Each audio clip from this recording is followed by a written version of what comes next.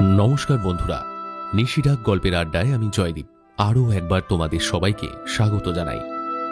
আমাদের গল্পের আড্ডায় অনেক দিন পর ফিরেছে ডিটেকটিভ সুকান্ত লাহিড়ী। গল্পটি লিখেছেন লেখক সুমন ঘোষ। সুমন ঘোষের জন্ম হুগলি জেলার মশাট হরিপুর গ্রামে। বাবার নাম শান্তিরঞ্জন ঘোষ। উনি পেশায় একজন বেসরকারি চাকুরিজীবী, কিন্তু নেশায় একজন লেখক। গোয়েন্দা সুকান্ত লাহিড়ী আজকের ঘটনায় জড়িয়ে পড়বে টান টান রহস্যে পরিপূর্ণ পরপর কতগুলো খুনের ঘটনা নিয়ে। সহকারী মধুসূদনকে সঙ্গে নিয়ে সুকান্ত কি পারবে এই রহস্যের জট ছাড়াতে? খুনি কি ধরা পড়বে? জানতে হলে শুনতে হবে আজকের গল্পটি। ভালো লাগলে কিন্তু অবশ্যই চ্যানেলটি সাবস্ক্রাইব করে দিতে হবে। আর হ্যাঁ, গল্পটি হাইপ করে দিতে ভুলো না, আর লাইক আর কমেন্ট তো করবেই। তো চলো আর দেরি না করে শুরু করা যাক নিশিরাগ গল্পের আড্ডায় আজকের বিশেষ নিবেদন, ডিটেকটিভ সুকান্ত লাহিড়ী সিরিজের গল্প, সুলেখক সুমন ঘোষের কলমে জোড়া গোয়েন্দা হত্যা রহস্য। আজ প্রথম পর্ব।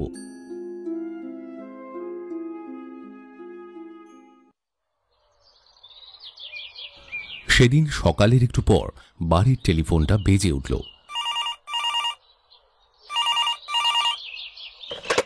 হ্যালো। রিসিভারটা তুলতেই ওপার থেকে ভেসে এলো, নমস্কার, আমি কি মিস্টার সুকান্ত লাহিড়ীর সঙ্গে কথা বলছি?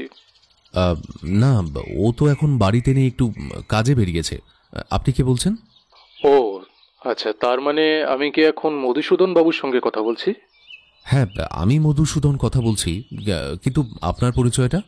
নমস্কার, আমার নাম দেবকুমার, দেবকুমার বিশ্বাস। দেবকুমার বিশ্বাস নামটা, ও দাঁড়ান, আচ্ছা, দেবকুমার বিশ্বাস মানে কি লেখক দেবকুমার বিশ্বাস? হ্যাঁ, তবে নিজেকে লেখক হিসাবে পরিচয় দেওয়ার মতো যোগ্যতা আমার এখনো হয়নি। লেখালেখির কাজ করছি যদিও অনেকদিন হলো, কিন্তু দেখতে গেলে আমার এখনো কেবল দুটো লেখাই প্রকাশিত হয়েছে। আরে কি বলছেন মশাই, ওই দুটো বই আমি পড়েছি। একটা গল্পের নাম প্রমাণের অভাব, আর অপরটার নাম হচ্ছে গুপ্তধনের খোঁজে, তাই না? আশ্চর্য কাণ্ড মশাই, দুটো বইয়ের নামই আপনার মনে আছে? আমি তো এটা শুনেই অবাক হচ্ছি। শুধু বইয়ের নাম নয়, গল্পগুলো মনে রয়েছে আমার। আপনি এতই অসাধারণ লিখেছেন যে কেউ একবার পড়লে কোনোদিন ভুলতে পারবে না। দেখুন, আমি যে শুধু সুকান্তবাবুর খোঁজ করছি তেমন কিন্তু নয়। মানে আপনাদের দুজনের কাছেই আমার একটু বিশেষ দরকার রয়েছে, একটা নিবেদন বলতে পারেন। নিবেদন? কেমন বলুন? সেটা ফোনে বলার চেয়ে বরং সামনাসামনি বসে আলোচনা করলেই ভালো হয় নাকি? আপনি কি বলেন? আপনি যদি বলেন তাহলে আজকে সন্ধেবেলায় আপনাদের বাড়িতে কি আমি একটিবার যেতে পারি? হ্যাঁ, নিশ্চয়ই। সন্ধেবেলা সুকান্ত থাকবে, আপনি নির্দ্বিধায় আসুন। দাঁড়ান, ঠিকানাটা বলছি, একটু নোট করে নিন। হ্যাঁ, না, আপনাদের বাড়ির ঠিকানা আমি জানি মধুসূদন বাবু, চিন্তা নেই। আমি সন্ধে এই ধরুন 7টা নাগাদ কি ঠিক পৌঁছে যাব। আচ্ছা, এখন ছাড়লাম, কেমন? দেখা হচ্ছে। লোকটা ফোনটা ছেড়ে দেওয়ার পর আমার মনে কেবল একটাই প্রশ্ন বারবার ঘোরাফেরা করছিল, লেখক দেবকুমার বিশ্বাসের আমাদের সাথে কি এমন বিশেষ দরকার? একটু পরে সুকান্ত ফিরে এলো, হাতে বাজারের ব্যাগ। গায়ের শার্টটা খুলে রেখে চেয়ারে বসে একটা সিগারেট ধরিয়ে টান দিতে শুরু করলো। আমি বললাম, এই সুকান্ত, তুই দেবকুমার বিশ্বাসের নাম শুনেছিস? দেবকুমার বিশ্বাস এই নামের কাউকে চিনি বলে তো মনে পড়ছে না। দেবকুমার বিশ্বাসকে আমি চিনি আর তুই চিনিস না? দাঁড়া, তোকে একটা জিনিস দেখাই। তুই একটু বস, আমি আসছি। আমি উঠে গিয়ে আমার ঘর থেকে দেবকুমার বিশ্বাসের লেখা দুটো গোয়েন্দা কাহিনীর বই চট করে নিয়ে এসে সুকান্তকে দেখিয়ে বললাম, এই দেখ, এই দুটো গোয়েন্দা বইয়ের লেখক হচ্ছেন দেবকুমার বিশ্বাস। এরপর একখানা বই নিয়ে উল্টে পাল্টেও দেখল। আমি আবার ওকে বললাম, শোন, লেখকটি নতুন হলেও না, লেখার হাত কিন্তু বেশ ধারালো, বুঝলি? একটু আগে তুই যখন ওই বাজারে গিয়েছিলিস, ফোন করেছিলেন আমাদের বাড়িতে। সুকান্ত বই হাতে উৎসাহিত হয়ে বলল, তার মানে নতুন কোনো কেস আসছে বলে মনে হচ্ছে? কথাবার্তা হাবভাব শুনে আমার তো তেমন কিছু বলে মনে হলো না, কারণ কেসের ব্যাপারে কেউ টেলিফোন করলে সে একটু টেলিফোনে বলে যে এই ব্যাপার হয়েছে, বাকিটা সামনাসামনি এসে বলবো, কিন্তু এই ভদ্রলোক তো সেরকম কিছু বললেন না। তবে আজ সন্ধেবেলা 7টার সময় আসবেন বলেছেন, আমাদের সাথে দেখা করতে। আর বাকিটা বলতে পারছি না, হয়তো কোনো কেসের ব্যাপারও হতে পারে। বোধহয় কোনো গোপনীয় বিষয় বলে ফোনে কিছু বললেন না, সেটাও হতে পারে সামনাসামনি বলবেন।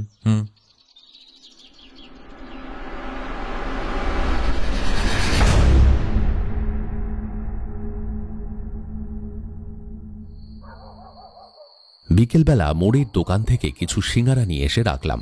এরপর ঠিক সন্ধে 7টার দিকে কলিং বেলটা বেজে উঠল। তৎক্ষণাৎ চেয়ার ছেড়ে উঠে গিয়ে দরজা খুললাম। দরজা খুলতেই বাইরে দাঁড়িয়ে থাকা একজন প্রাপ্তবয়স্ক ব্যক্তি হাত জোর করে আমাকে নমস্কার জানালেন। নমস্কার। আপনি দেবকুমার বাবু? আজ্ঞে হ্যাঁ। নমস্কার নমস্কার, আসুন না, ভেতরে আসুন। বলে আমি ওনাকে ভেতরে নিয়ে গেলাম। লোকটার বর্ণনা কিছুটা এরকম: হাইট মাঝারি, রোগাটে চেহারা, মাথায় কাঁচা পাকা চুল, চোখে চশমা, গায়ে একেবারে নতুন ধুতি আর পাঞ্জাবি, আর ডান কাঁধে ঝুলছে একটা ব্যাগ, পায়ে একজোড়া চামড়ার জুতো। বয়স আন্দাজ 30 থেকে 32-এর মধ্যে। এবার ভিতরে আসতে আসতে উনি বললেন, আপনি তো মধুসূদন বাবু, তাই না? হ্যাঁ, কিন্তু অবাক করা বিষয়, মানে এর আগে কোথাও আপনার সঙ্গে দেখা হয়েছে বলে মনে তো হয় না। আপনি কি করে প্রথম দেখাতেই বুঝলেন যে মানে আমি মধুসূদন? দেখুন, আসলে বিষয়টা হলো, আমি এই কলকাতা শহরের সব গোয়েন্দাদেরই প্রায় চিনি। কথাটা বলতে বলতে আমরা আমাদের বসার জায়গার কাছে আসতেই সুকান্ত দেবকুমার বাবুকে ঝট করে প্রশ্ন করে বসল। আপনি কলকাতার সব গোয়েন্দাকে চেনেন? আগে হ্যাঁ, চিনি। আর আপনি হলেন প্রখ্যাত গোয়েন্দা সুকান্ত লাহিড়ী, কি তাই তো? হ্যাঁ, আমি সুকান্ত লাহিড়ী, তবে প্রখ্যাত কিনা জানি না। কিন্তু আপনার এই শহরের সব গোয়েন্দাদের চেনার পেছনে কিছু তো একটা ব্যাপার রয়েছে, সেটা কি জানতে পারি? দেবকুমার বাবু একটু মুচকি হাসলেন। আমি ওনাকে বললাম, বসুন দেবকুমার বাবু। এরপর সুকান্তের পাশে থাকা চেয়ারটায় আমি এবং টেবিলের উল্টো দিকের একটি চেয়ারে দেবকুমার বাবু বসলেন। সুকান্তর প্রশ্নের উত্তরে উনি বললেন, রহস্যের কিছুই নেই সুকান্ত বাবু। এই শহরে আপনি আর মধুসূদন বাবু ছাড়া মাত্র 2জন গোয়েন্দা রয়েছেন। একজন হলেন কেষ্টপুরের নারায়ণ গঙ্গোপাধ্যায়, আর আরেকজন হলেন তার বাড়ি হলো হাওড়ায়, নাম হলো নিমাই নাগ, তাই তো? আজ্ঞে হ্যাঁ, আপনি চেনেন তাহলে। অবশ্য একই পেশার সঙ্গে যুক্ত যখন আপনি, আপনার চেনারই কথা। না, নিমাই নাগকে আমি সত্যি চিনতাম না। ওনার সঙ্গে আমার কোনোদিনও দেখাও হয়নি, পরিচয় হয়নি। এমনকি ওনার নামটাও আমি বেশ কিছুদিন আগে অবধি জানতাম না। কয়েকদিন আগে খবরের কাগজে ওনাকে নিয়ে একটা খবর ছেপেছিল, সেটা দেখি আমি ওনার ব্যাপারে জানতে পারি আর কি। ও আচ্ছা আচ্ছা, আমি এই নারায়ণ গঙ্গোপাধ্যায় আর নিমাই নাগ দুজনের সঙ্গেই দেখা করেছিলাম। নারায়ণবাবুর তো কোনো তুলনাই হয় না, অমায়িক লোক মশাই। নিমাই নাগ ভালো, কিন্তু ওই মেজাজটা ওনার একটু কড়া। নারায়ণ গঙ্গোপাধ্যায় আমাদের স্যার। আজ আমি যে কোনো কেসের তদন্তের ব্যাপারে যতটুকু শিখেছি সেটা ওনার দেওয়া শিক্ষাই। উনি কলকাতা ইউনিভার্সিটির শিক্ষক ছিলেন, পাশাপাশি একজন দুঁদে গোয়েন্দাও ছিলেন। আমার কলেজ জীবনে আমি ওনার কাছেই টিউশনি পড়তে যেতাম। আর মধুসূদন বাবু, আপনিও তো তাহলে ওনারই ছাত্র? হ্যাঁ, তবে আমি সুকান্তর মতো ওনার কাছে টিউশন পড়তে যাইনি কোনোদিন। আসলে তখন আমার এই পেশা সম্বন্ধে কোনো ধারণাই ছিল না। সে সময় ভেবেছিলাম কোনো একটা চাকরি করে কাটিয়ে দেব জীবনটা আর কি। আচ্ছা দেবকুমার বাবু, আপনাকে একটা কথা বলে রাখি। হ্যাঁ, সুকান্তর সাথে এই পেশায় অনেক পরে কিন্তু আমি যোগ দিয়েছি। সুকান্ত একাই কাজ করতো আগে আর কি। এরপর দেখলাম দেবকুমার বাবু তার পাঞ্জাবির পকেট থেকে চারমিনারের প্যাকেট বের করে আমাদের উদ্দেশ্যে বললেন, আচ্ছা, ইফ ইউ ডোন্ট মাইন্ড, এখানে কি একটা সিগারেট খেতে পারি? হ্যাঁ হ্যাঁ, খান না। আচ্ছা, সিগারেটটা না হয় একটু পরে খান, আগে একটু চা সিঙ্গারা। একখানা প্লেট, চায়ের কাপ আর ফ্লাক্সে ভরা চা টেবিলে এনে রেখেছিলাম। তারপর সেই প্লেটে সিঙ্গারা আর চা পরিবেশন করলাম। আহা, আবার এই সমস্ত কেন? নিন না।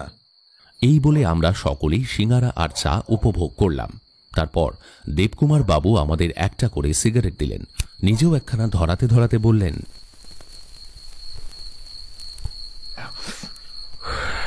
যাকে এবার কাজের কথাটা বলি। দেখুন, আমি লেখালেখি করছি আমার ছাত্রজীবন থেকেই। আমার বড় হয়ে ওঠা হলো হায়দ্রাবাদে, পড়াশোনা ওখানেই করেছি।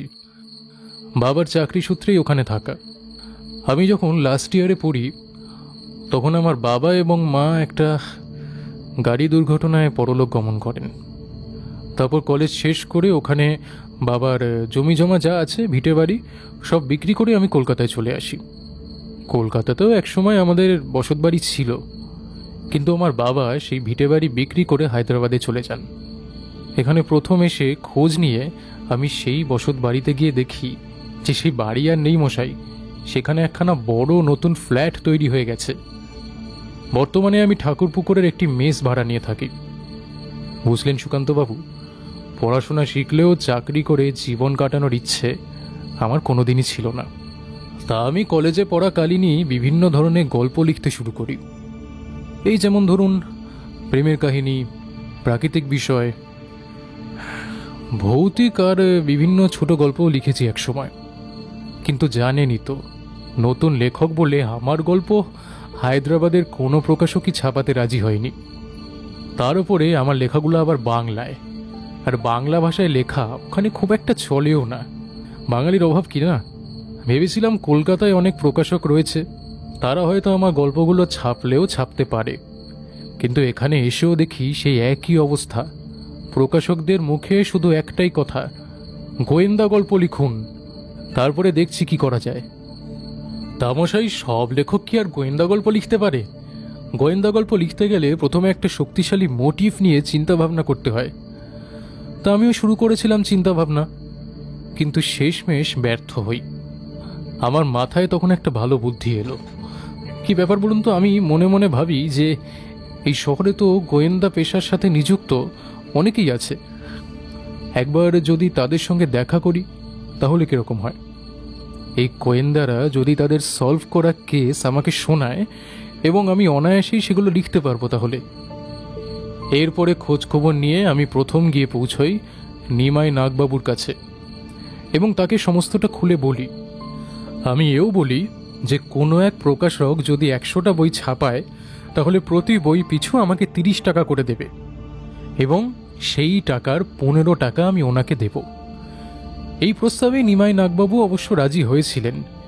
তিনি স্পষ্টই আমাকে জানান যে তিনি বহু কেস সলভ করলেও কেবল একটি মাত্র কেস ছাড়া অন্য কেসের পুঙ্খানুপুঙ্খ ব্যাখ্যা তিনি দিতে পারবেন না, কারণ কেসগুলোর বেশিরভাগ ঘটনাই তিনি ভুলে গেছেন। এরপর দীর্ঘ 15 দিন ধরে নিমাই নাগবাবুর বয়ান নিয়ে আমি গল্পে রূপান্তরিত করি সেটাকে। নাম দিই প্রমাণের অভাব। তারপর কলেজ স্ট্রিটের রয়্যাল প্রকাশনীতে জমা দেওয়ার 2 দিনের মধ্যেই ওরা আমাকে ডেকে জানায় যে প্রমাণের অভাব গল্পটি তারা নাকি সিলেক্ট করেছে, ছাপানো হবে। হ্যাঁ, জীবনে এই প্রথমবার আমি এত আনন্দ পেয়েছিলাম, সে কথা আমি আপনাকে ভাষায় প্রকাশ করতে পারবো না। রয়্যাল প্রকাশনী জানায় যে 1 মাসের মধ্যেই তারা 100 কপি বই ছাপিয়ে মার্কেটে ছাড়বে এবং বইগুলোর সম্পূর্ণ ছাপা হয়ে গেলেই ওরা আমায় পাওনাগণ্ডা সব মিটিয়ে দেবে। রয়্যাল প্রকাশনের মালিক আমাকে উৎসাহ দেয় যে এরকম গল্প যেন আমি আরও লিখি, তাদের প্রকাশনীতে দিই সেই গল্প। তাই নিমাই নাগবাবু তো আমাকে আগেই জানিয়ে দিয়েছিলেন যে উনি 1টার বেশি আমাকে আর গল্প দিতে পারবেন না। তাই এরপরে আমি গিয়ে পৌঁছাই প্রখ্যাত গোয়েন্দা নারায়ণ গঙ্গোপাধ্যায়ের কাছে। বিশালাকার বাড়ি রয়েছে ওনার কেষ্টপুরে। স্ত্রী গত হয়েছেন বহু বছর আগে। ওনার ছেলেপুলে অবশ্য বাড়িতেই থাকে, কিন্তু উনি বেশিরভাগ সময়টা ওই একাই কাটিয়ে দেন আর কি। তা উনি আমাকে বললেন যে অনেক কেস উনি সলভ করেছেন, কিন্তু কেবল একটা কেসের ব্যাপারেই বর্ণনা উনি দিতে পারবেন। সুকান্ত সিগারেটের শেষটুকু ফেলে প্রশ্ন করল, কেন? আমি যতদূর স্যারকে চিনি উনি চট করে তো কোনো কেস ভুলে যান না, তাহলে উনি 1টার বেশি কেস দিতে পারবেন না বললেন কেন দেবকুমার বাবু? উনি আমাকে এটা বলেছিলেন যে উনি যে সকল কেস নিয়েছিলেন সেগুলোর বেশিরভাগই নাকি গুপ্ত কেস। উনি ওনার মক্কেলদের কথা দিয়েছিলেন যে এই গুপ্ত কেসের ব্যাপারে কেউ কোনোদিন কিচ্ছু জানতে পারবে না, কিন্তু উনি আমাকে একটা কেসের ব্যাপারে বলেন এবং ওনার বলার ধরন এতই ভালো যে মাত্র 3 দিনে আমি সেটা গল্পে রূপান্তরিত করে ফেললাম, ভাবতে পারেন।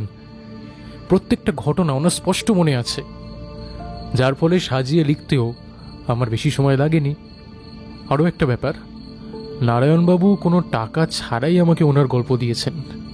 সেই গল্পের নামই হলো গুপ্তধনের সন্ধানে। রয়্যাল প্রকাশনী এই গল্পটা পেয়ে এত খুশি হলো আর কেন হবে না বলুন তো? মাত্র 10 দিনে 100টা বই বিক্রি হয়েছিল। পরে ওরা আরও 100 পিস ছাপিয়েছে, তারও অর্ধেক প্রায় বিক্রি করে ফেলেছে। তা হয়েছে কি, রয়্যাল প্রকাশনী আমার থেকে এইরকম গল্প আরও চাইছিল, কিন্তু নারায়ণবাবুর কাছে আবার গিয়ে পৌঁছাই তখন উনি আমাকে আপনার কথাটা বলেন। বুঝতে পেরেছি, তার মানে আপনি আমাদের সলভ করা কেসগুলোই বই আকারে ছাপাতে চাইছেন, তাই তো? আজ্ঞে হ্যাঁ। অবশ্য আমি এর জন্য আপনাদেরকে একটা পারিশ্রমিক দেব নিশ্চয়ই। বই বিক্রি করে আমি যা পাবো তার অর্ধেক আপনার। সুকান্ত আমার দিকে তাকিয়ে বলল, প্রস্তাবটা মন্দ নয়, কি বলিস মধুসূদন? প্রস্তাবটা আমারও ভালো লেগেছে। দেবকুমার বাবু এখানে আসার আগে আমি ভেবেছিলাম হয়তো উনি কোনো কেসের ব্যাপারে আমাদের কাছে সাহায্য চাইতে আসছেন, মনে হচ্ছিল আর কি। কিন্তু যাই হোক, বেশ নতুনত্ব একটা বিষয়, কিন্তু ভালোই হবে। কিন্তু প্রথমে কোথা থেকে শুরু করা যায় বলতো মধুসূদন? কেন, ওই অপরাধের শেষ পরিণতি? হ্যাঁ, ঠিক বলেছিস। আপনি আপনার কাজ কবে থেকে শুরু করতে চাইছেন দেবকুমার বাবু? দেখুন, আপনারা যদি বলেন তো কালকে সকাল থেকেই আমি শুরু করতে পারি। আমাদের প্রথম কেসের বক্তা হবে মধুসূদন। কাল সকাল 10টার সময় আপনি এখানে চলে আসুন। দেবকুমার বাবু সহমত জানিয়ে উঠে পড়লেন। এরপর ওনাকে রাস্তা পর্যন্ত আমি আর সুকান্ত এগিয়ে দিতে এলাম। রাস্তায় হাঁটতে হাঁটতে সুকান্ত দেবকুমার বাবুকে জিজ্ঞেস করল, বাসে করে মেসে ফিরবেন নাকি ট্যাক্সিতে? মেসে ফিরবো তো পরে, এখন আমাকে একবার হাওড়া যেতে হবে। আসলে নিমাই নাগবাবুর গল্পের দরুন যে টাকাটা দেওয়ার কথা ছিল সেটা এখনো দেওয়া হয়নি। আজকে সঙ্গে করে টাকাটা নিয়ে বেরিয়েছি। ওনার বাড়িতে গিয়ে টাকাটা দিয়ে তারপরে বেসে যাব। সে কি, আপনি কি কিছু খবর পাননি? কি খবর বলুন তো? নিমাই নাগবাবু তো মারা গেছেন। হ্যাঁ, কি কি বলছেন কি মশাই? কবে, কি করে? হৃদরোগে আক্রান্ত হয়ে উনি মারা গেছেন গত 4-5 দিন আগে। খবরের কাগজে আমি দেখলাম। একটু আগে আপনাকে বললাম না, 4-5 দিন আগে ওনার ব্যাপারে আমি জানতে পেরেছি। সেটা খবরের কাগজে ওনার মৃত্যুর খবর পেয়েই জানতে পেরেছি।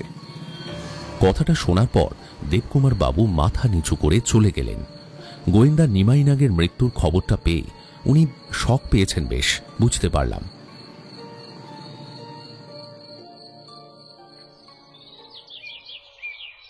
পরের দিন সকালে দেবকুমার বিশ্বাস একদম ঘড়ি ধরে ঠিক 10টার সময় আমাদের বাড়িতে এসে হাজির।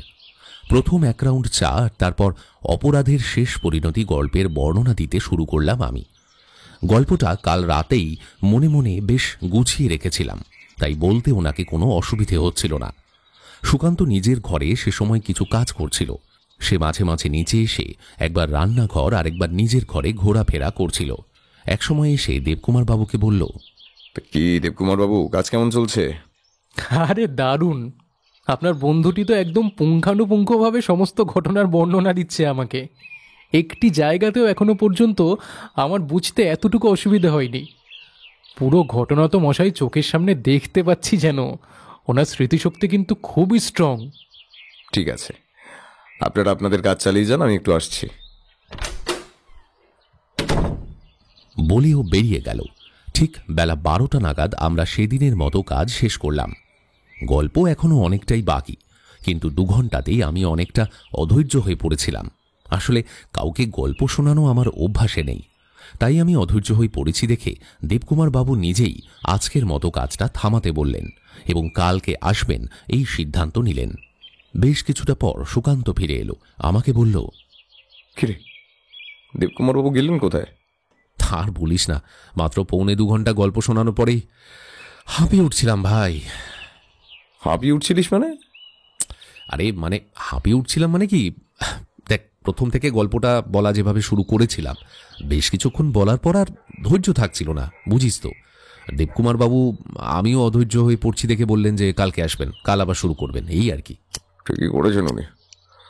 একদিনে একটা গল্প বলা কিংবা লেখা সম্ভব না, একটু একটু করেই তৈরি করতে হয়। সিগারেটটা মুখে দিতে দিতে কথাগুলো বলছিল সুকান্ত। এরপর হঠাৎ ও অবাক করা একটা বিষয় আমাকে বলল, জানিস মধুসূদন, আমার মনে হচ্ছে এই দেবকুমার বাবু লোকটাকে আমি চিনি। তাই নাকি? তাহলে প্রথম দিন যে বললি চিনি না? সেটাই আমিও ভাবছি। সাধারণত আমি আমার চেনাশোনা কোনো লোকজনকে ভুলি না। তার সঙ্গে যেখানে যে পরিস্থিতিতেই আমার দেখা হয়ে থাক না কেন, আমি এক দেখাতেই তাকে ঠিক চিনতে পারবো। দেবকুমার বাবুকে আমার একেবারেই চেনা মনে হচ্ছে না, আবার কিছু যেন চেনা মনে হচ্ছে। কি বলছিস কিছুই বুঝতে পারছি না মাথা মুন্ডু। যাকে বাদ দেও সব কথা। এভাবে গোটা দিনটা কেটে গেল। পরের দিন দেবকুমার বাবু আবারও এলেন এবং আমি আগের দিন যতটুকু গল্প বলেছিলাম তারপর থেকে আবার শুরু করলাম। এইভাবেই অপরাধের শেষ পরিণতি গল্পটা আমার বলতে সময় লেগেছিল 6 দিন, এবং গোটা কেসটা শুনে দেবকুমার বাবু একেবারেই স্তম্ভিত হয়ে গিয়েছিলেন। এই কেসটা আপনি সলভ করেছিলেন মধুসূদন বাবু? বাবা, আমি তো শুনেই রীতিমতো অবাক হয়ে যাচ্ছি। না না, আমি না, কেসটা সলভ করেছিল সুকান্ত। যাই বলেন মশাই, এই গল্পটা যে আমার সব থেকে সেরা গল্প হতে চলেছে সেটা আমি আপনাকে বেশ কনফিডেন্টের সঙ্গে বলতে পারি, কিন্তু মিলিয়ে নেবেন আমার কথা। দেখতে দেখতে আরও 1 সপ্তাহ কেটে গেল। দেবকুমার বাবু আর কোনো যোগাযোগ করলেন না। মাঝখানে আমি একবার ভেবেছিলাম যে দেবকুমার বাবুকে ফোন করব, কিন্তু উনি ভাববেন সামান্য কটা টাকার জন্য ওনাকে বোধহয় ফোন করছি। এই কথা ভেবে আর ফোন করিনি। 1 সপ্তাহ পরে দেবকুমার বাবু নিজেই একদিন আমাদের বাড়িতে এসে হাজির, এবং নিজের কাঁধে ঝোলানো ব্যাগটা থেকে একটা বই বের করে আমার হাতে তিনি ধরিয়ে দিলেন। মধুসূদন বাবু, এই হলো আপনাদের কেস অপরাধের শেষ পরিণতি। গল্প অনুযায়ী গল্পের নামটা কিন্তু আপনারা একদম পারফেক্ট দিয়েছিলেন। আচ্ছা, এই অপরাধের শেষ পরিণতি নামটা আপনাদের মাথায় এলো কি করে? দেখুন, এটাও সুকান্তই দিয়েছে। গল্পে উল্লিখিত নীলকান্তবাবুর ঘটনা তো আপনার কাছে এখন পুরোটাই পরিষ্কার। উনি প্রথমে অনেক বড় অপরাধ করেছিলেন এবং সেই অপরাধের হাত থেকে ছাড় পেয়ে জীবনযাপন করেছিলেন, কিন্তু সেই অপরাধেরই পরিণতি তাকে ভোগ করতে হয়েছিল তার শেষ জীবনে। এই কারণেই কেসটার নাম সুকান্ত দিয়েছিল অপরাধের শেষ পরিণতি। বাহ বাহ বাহ, চমৎকার নাম, চমৎকার। এই বই 100 কপি ছাপানো হয়েছে এবং কালকেই প্রথম প্রকাশিত হচ্ছে। প্রথম কপিটা আমি আপনাকেই উৎসর্গ করলাম। আচ্ছা, আরেকটা কথা, এই কেসটার মধ্যে সুকান্তবাবুর অ্যানিম্যাল কিলার নামক আরও একটা অন্য কেসের উল্লেখ রয়েছে। এই গল্পেই রয়েছে ওই অ্যানিম্যাল কিলার কেসের এক অফিসারের সঙ্গে আপনাদের অপরাধের শেষ পরিণতিতে কথা। এই অ্যানিম্যাল কিলার কেসটা কি বলুন তো? অ্যানিম্যাল কিলার অন্য আরেকটা কেস।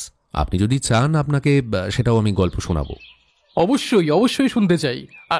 হ্যাঁ, এটা নিন। এবার উনি কাঁধে ঝোলানো ব্যাগটা থেকে একটা খাম বার করে আমার হাতে দিলেন। এতে কি আছে দেবকুমার বাবু? এটা হলো আপনার পারিশ্রমিক। কিন্তু আপনি যে বলছিলেন আপনার বই 100 কপি বিক্রি হওয়ার পরেই, মানে ওই প্রকাশনী আপনাকে টাকা দেবে।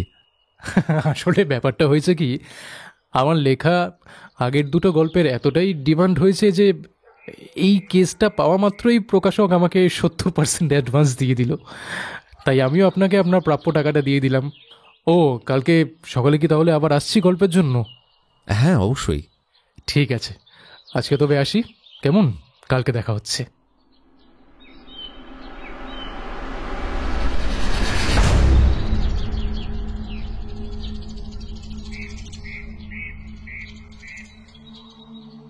পরের দিন 10:30 থেকে শুরু করলাম অ্যানিম্যাল কিলার। বেশ কয়েকদিনে এই গল্পটাও দেবকুমার বাবু তার কলমের জোরে ফুটিয়ে তুললেন। এটাও ছাপা হলো। এই আনন্দে দেবকুমার বাবু আমাদেরই বাড়িতে একখানা ছোটখাটো পার্টি রাখলেন। খাওয়া দাওয়া, হই হুল্লোড়, হাসি ঠাট্টা সবই হলো। দেবকুমার বাবু এবার বলে বসলেন, তা নেক্সট কেস কবে থেকে শুনতে আসবো মধুসূদন বাবু? হঠাৎ সুকান্ত বলল, নেক্সট আপনাকে মধুসূদন নয়, আমি বলবো। ও আচ্ছা, আপনি বলবেন? বাহ, তো ভালো ব্যাপার তো। আচ্ছা সুকান্ত, কোন কেসটার ব্যাপারে বলবি? যে কেসটার ব্যাপারে আমি বলবো সেটা তুইও জানিস না। এটা আমার জীবনের একটা ব্যক্তিগত ব্যাপার। আমি একজন আমার প্রিয় বন্ধুকে হারিয়েছিলাম। ব্যাপারটা যেদিন থেকে বলা শুরু করব সেদিন তুইও থাকিস মধুসূদন। তাহলে কবে থেকে শুরু হচ্ছে? আগামী পরশু থেকে শুরু করা যাক। পরশু সকালবেলায় খুব জমজমাট আসর বসলো আমাদের বাড়িতে। দেবকুমার বাবু এসে উপস্থিত হওয়ার পর সামান্য স্ন্যাক্স দিয়ে জলখাবার সেরে আমরা 3 জনেই বসলাম। বারান্দায় বসে আমি এবং দেবকুমার বাবু দুজনেই অধীর আগ্রহে অপেক্ষা করছিলাম কখন সুকান্ত তার কাহিনী শুরু করবে। একেবারে টান টান উত্তেজনার মহল। দেবকুমার বাবু কোনো কথা বলছেন না, আমিও চুপ ছিলাম। সুকান্ত একটা সিগারেট ধরিয়ে টান দিয়ে বলল,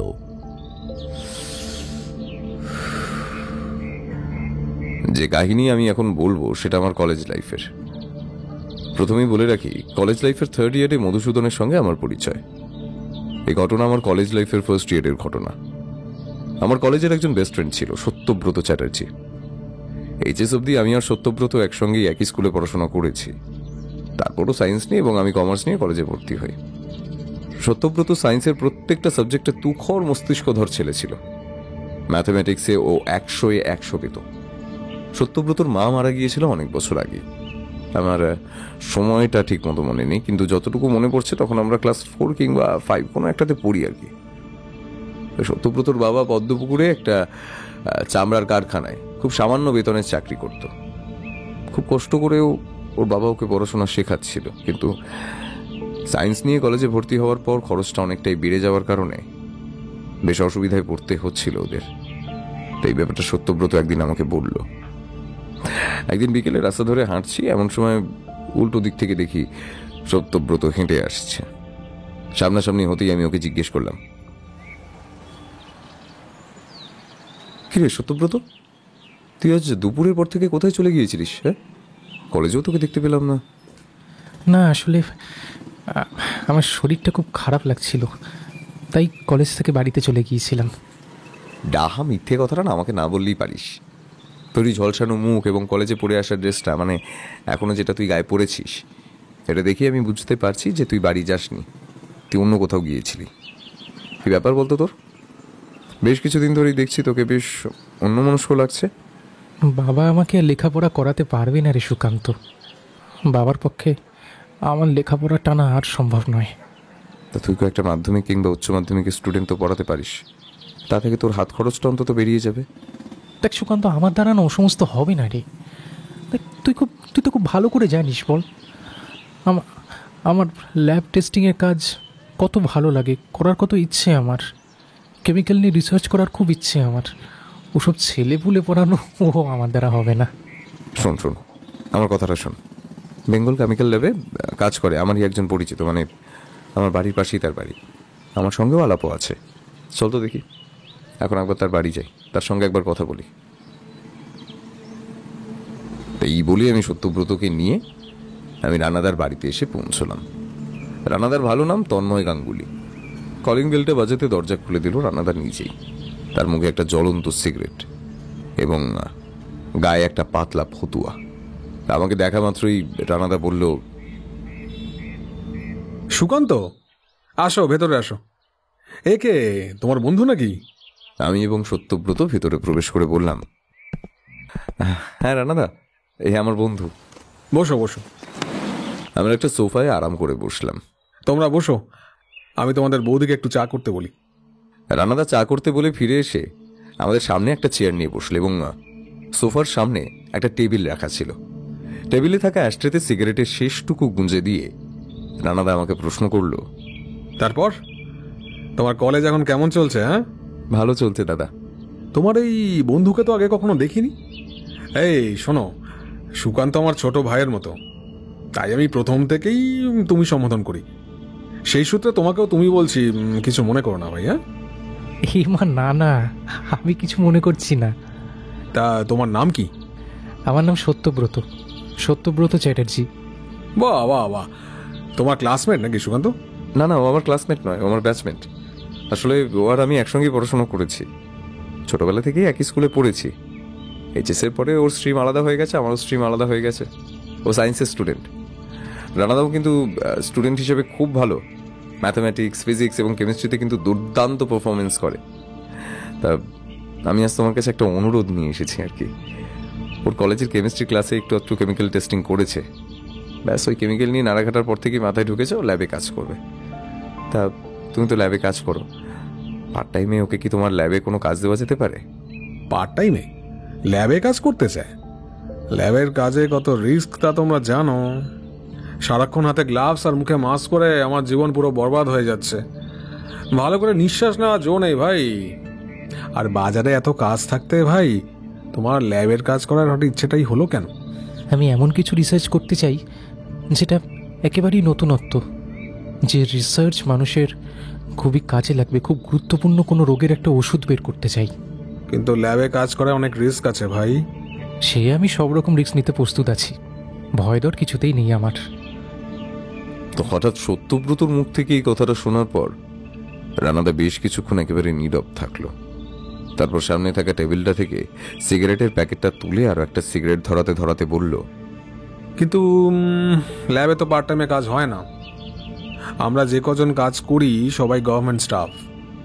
তাছাড়া তুমি এখন পুরোপুরি ফ্রেশার। তবুও কাল সকালে আমি অফিস পৌঁছে তোমার ফরমাইশ করবো আমার ম্যানেজারের কাছে। পজিটিভ কিংবা নেগেটিভ যে কোনো উত্তরে আমি পাবো এটা নিশ্চিত। কাল সন্ধ্যের মধ্যে আমি সুকান্তকে টেলিফোন করে জানিয়ে দেবো। কেমন সুকান্ত? ঠিক আছে রানাদা, এখন তাহলে আমরা আসি। আসি মানে?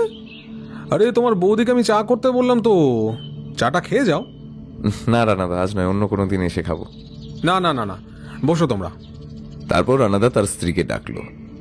এই কি গো, চা হলো? এরপর রানাদার স্ত্রী একটা ট্রেতে বেশ কিছু নিমকি আর চা দিয়ে গেল। চা খাওয়া হয়ে গেলে আমরা রানাদার বাড়ি থেকে বেরিয়ে পড়লাম। রাস্তায় বেরিয়ে আমি সত্যব্রতকে বললাম, চিন্তা করিস না ভাই, ওপরওয়ালা আছে, সব ঠিক হয়ে যাবে, এখন বাড়ি ফিরে যা। তারপর আমিও আমার বাড়ি ফিরে এলাম। আমার বাবাও ছিলেন চাকরিজীবী মানুষ। আজিকর হাসপাতালে আমার বাবা চাকরি করতেন। চাকরির সূত্রেই আমার বাবা গ্রাম ছেড়ে এই শহরে বাড়িখানা কিনেছিলেন। আমার মা যখন এই পৃথিবী ছেড়ে চলে যান তখন আমার বয়স মাত্র 12 বছর। এখন আমি গোটা বাড়িটায় একাই থাকি। বাবা রিটায়ার করেছেন এবছরের এপ্রিল মাসে, এখন জুন মাস চলছে। বাবা এখন গ্রামের বাড়িতেই থাকেন এবং আমার মাসিক খরচা দিতে মাত্র একবার এখানে আসেন। বাবা একজন কাজের লোক এখানে রাখবেন বলেছিলেন, কিন্তু কাজের লোক রাখাতে আমার অমত ছিল, তাই আর কাজের লোক রাখতে দিইনি। নিজের রান্না বান্না এবং সমস্ত কাজকর্ম আমি নিজেই করে নিতাম। বাড়ি ফিরে যা হোক দুটো রান্না বান্না করে খেয়ে দিয়ে সেদিন শুয়ে পড়লাম। পরের দিন কলেজ বেরিয়ে গেলাম। মোটামুটি দুপুর নাগাদ আমি নারায়ণ স্যারের সঙ্গে একটা জায়গায় বেরিয়েছিলাম আর কি। ফিরে আসতে আসতে ওই রাত 8টার মতো বেজে গিয়েছিল। বাড়ি ফিরে এসে নিজের জন্য রান্নাবান্নার আয়োজন করছি, এমন সময় বাইরে থেকে রানাদার গলার আওয়াজ পেলাম। সুকান্ত, সুকান্ত, বাড়িতে আছো? হ্যাঁ রানাদা, আছি, যাচ্ছি। দরজা খুলে রানাদাকে ঘরে এনে বসালাম। রানাদা বলল, এই যে সুকান্ত, আজই আমার ম্যানেজারকে না তোমার ওই বন্ধুটির ব্যাপারে সুপারিশ করেছি, বুঝলে? আমার ম্যানেজার বঙ্কুবাবু আমাকে জানালেন আমাদের অফিসে একটা ভ্যাকেন্সি ফাঁকা রয়েছে, কিন্তু সেটা কন্ট্রাকচুয়াল। তা তোমার ওই বন্ধুটিকে নিয়ে পরশু সকাল 10টা নাগাদ আমাকে আমাদের অফিসে হাজির হতে বলেছেন। মাসে এখন মাত্র 3000 টাকা পাবে, কিন্তু বেশ কয়েক বছর করতে করতে পার্মানেন্ট হয়ে যাওয়ার চান্স আছে। আমাদের অফিসে কিন্তু এরকম কন্ট্রাকচুয়াল স্টাফরা পার্মানেন্ট হয়ে গেছে। তোমার এই বন্ধুটাকে বলো পরশু সকাল 9টা নাগাদ তোমার এইখানে যেন চলে আসে। আমি এখান থেকেই ওকে নিয়ে একেবারে আমাদের অফিসে বেরিয়ে যাব। কেমন? খুব ভালো রানাদা, আমি কালই সত্যব্রতকে খবরটা জানিয়ে দেবো। রানাদা, একটু চা খাবে তো? না না না না, অসময় আমি এখন চা খাবো না। হ্যাঁ, তাছাড়া বাড়িতে দেখে এলাম তোমার বৌদি রাতের খাবার বের করে বসে রয়েছে। এত তাড়াতাড়ি রাতের খাবার? এখন তো মাত্র 8:30 বাজে। হ্যাঁ, আমরা এরকম সময় তো খাওয়া দাওয়া করে নিই, তারপর ঘন্টাখানেক পরে শুয়ে পড়ি। যাকে আসি সুকান্ত, বুঝলে? পরের দিন কলেজ গিয়ে সত্যব্রতকে পুরো ব্যাপারটা জানালাম। খুশিতে সত্যব্রত আমাকে জড়িয়ে ধরল। সুকান্ত, দেখ, আমার কাছে এই মুহূর্তে তো টাকা পয়সা খুব বেশি নেই, কিন্তু যা আছে তা দিয়ে তোকে আমি কফি আর সিগারেট খাওয়াতে পারি। চল, তোকে একটা ক্যাফেতে নিয়ে যাই। আরে রাখ, এখন এসব কিছু নয়। তোকে এখন 1 মাস কিন্তু যাওয়া আসা করতে হবে। বাস স্টপের ভাড়া রয়েছে, তুই প্রথম মাসের বেতন পেয়ে তারপর না হয় ট্রিট দিস, ঠিক আছে? আরে 1 মাস যাতায়াতের টাকাও ম্যানেজ হয়ে যাবে। দেখ, আজ কিন্তু আমি তোর কোনো কথা শুনবো না। তুই ক্যাফেতে যাবি কি না বল সেটা। সত্যব্রতর জেদ দেখে আমি আর কিছু না বলে ওর সঙ্গে একটা ক্যাফেতে গিয়ে কফি আর সিগারেট খেয়ে সেদিনের মতো ফিরে এলাম বাড়িতে। রানাদার কথা মতো পরের দিন সকাল 9টা নাগাদই সত্যব্রত আমার বাড়িতে এসে হাজির। তারপর 9:30 নাগাদ রানাদা আর ও দুজনেই বেরিয়ে গেল। সেদিন আমার কলেজে খুব বেশি ক্লাস ছিল না, তাই দুপুরের খানিকটা পর আমি নারায়ণ স্যারের কাছে গিয়ে পৌঁছলাম। নারায়ণ স্যারের ও রিটায়ার্ড হতে আর বেশি দিন বাকি নেই, তাই উনি ফার্স্ট হাফেই যা ক্লাস করাতেন কলেজে, তারপর নিজের কেস নিয়ে স্টাডি করতেন এবং আমি ওনার অ্যাসিস্ট্যান্ট হিসেবে কাজ করতাম। সেদিন অনেক রাত হয়ে গিয়েছিল আমার বাড়ি ফিরতে। সত্যব্রতর কি হলো সে ব্যাপারটাও জানতে পারলাম না। যখন বাড়ি ফিরে এলাম তখন বাজে রাত 9:30। ওদিকে রানাদা বলে গিয়েছে তারা নাকি 8টার মধ্যে ডিনার সেরে শুয়ে পড়ে। রানাদার কাছে গিয়েও ব্যাপারটা জানা হলো না। পরের দিন সকালে কলেজে গেলাম। তারপর লাঞ্চ টাইমে ক্যান্টিনে এসে দেখি সত্যব্রত একটা জায়গায় বসে রয়েছে একা। আমি সত্যব্রতর কাছে গিয়ে জিজ্ঞেস করলাম, কিরে কাল কি বললো ওরা? আমার কাজটা হয়ে গেছে রে সুকান্ত, কিন্তু আমি কাল সন্ধেবেলা তোর বাড়িতে গিয়েছিলাম। ওখানে গিয়ে তো দেখলাম যে বাড়িতে তালা বন্ধ। সকালেও কলেজের গেটের সামনে আমি অনেকক্ষণ অপেক্ষা করেছিলাম তোর সঙ্গে দেখা করার জন্য। তারপর 11টা বেজে গেল, তখনও তোকে না দেখতে পেয়ে আমি ক্লাসে চলে গেলাম। আসলে আমার ক্লাস একটু দেরিতে ছিল, তাই আমি একটু দেরি করেই এসেছি। আর কাল আমি একটা কাজে গিয়েছিলাম, ফিরতে অনেকটা রাত হয়ে গিয়েছিল। যাক, তোর কাজটা হয়ে গেছে, এবার মন দিয়ে তুই কাজটা কর দেখি। এভাবেই গোটা একটা বছর কেটে গেল। সত্যব্রত এখন অনেক পারদর্শিতা লাভ করেছে তার গবেষণার কাছে। বেশ কিছুদিনের মধ্যেই সত্যব্রতকে আর অফিসে গিয়ে কাজ করতে হলো না। গবেষণার কাজে যথেষ্ট মেধা লাভ করায় তাকে তার অফিস থেকেই নিজের বাড়িতে ছোটখাটো একটা গবেষণা কেন্দ্র করে দিয়েছে। সে এখন নিজের বাড়িতেই তার কাজ করে। তো প্রায় দিনই আমি সেখানে যেতাম এবং নানান রকমের এক্সপেরিমেন্ট সে করতে সক্ষম হয়েছে তা আমি নিজে চোখে দেখেছিলাম। যেমন আমরা জানি যে কোনো গাছে বাজ পড়লে সেই গাছ মরে যায়, কিন্তু সত্যব্রত তার এক্সপেরিমেন্টের মাধ্যমে এমন একটা ওষুধ তৈরি করেছিল যেটা দিয়ে বাজ পড়া গাছকেও পুনরায় জীবিত করা যেতে পারে। গাছগুলোকে বাঁচিয়ে তুলতে অনেকটা ধৈর্য এবং শ্রমের প্রয়োজন হলেও গাছগুলো প্রাণ ফিরে পেত। এর নমুনা আমি দেখেছি। একদিন সকাল 8টা নাগাদ সত্যব্রত আমার বাড়িতে এসে হাজির। ও বলল, সুকান্ত, একটা খুব ভালো খবর দেবো তোকে, জানিস? দেখ, পড়াশোনাটা না আমার আর হবে না, বুঝলি? সে কি রে, মাত্র 6 মাস পরে সেমিস্টার রয়েছে, আর এই সময় কি কলেজ ছেড়ে দেয়? তুই কি পাগল হয়েছিস নাকি? না রে, ওটা আমার দ্বারা হবে না। তোকে যেটা বলছিলাম শোন না, আমার চাকরিটা না একেবারে পাকাপোক্ত হয়ে গেছে। ওরা আমাকে কন্ট্রাকচুয়ালি নিযুক্ত করে রাখেনি রে। আমি এখন গভর্নমেন্টের এমপ্লয়ি, মাইনেও বাড়িয়ে দিয়েছে আমার। আর তাছাড়া পড়াশোনায় আমি একদমই আর সময় দিতে পারছি না রে। বলিস কি রে, তোর চাকরি পার্মানেন্ট হয়ে গেছে? ভাই, আজ কিন্তু আমার ট্রিট চাই। অবশ্যই ট্রিট তো দেবো রে ভাই। কিন্তু তুই সেমিস্টারে পরীক্ষাও দিবি, কলেজ ছেড়ে দেওয়াটা কিন্তু একেবারে বোকামি হবে। আর যদি সেমিস্টারে পাশ করতে না পারি? পাস তো তুই কোনোভাবেই করে যাবি, সেটা আমি খুব ভালো করেই জানি। তুই কিন্তু পরীক্ষাটা দিবি, তারপর পার্মানেন্ট তো হয়েই গেলি। এরপর কি চিন্তা ভাবনা করছিস? হ্যাঁ, তেমন কিছু চিন্তা ভাবনা করছি না রে। আসলে দিন 15 হলো বাবার শরীরটা একদমই ভালো যাচ্ছে না। বাবা অনেক কষ্ট করে কাজে যাচ্ছে, সেটা আমি বুঝতে পারছি।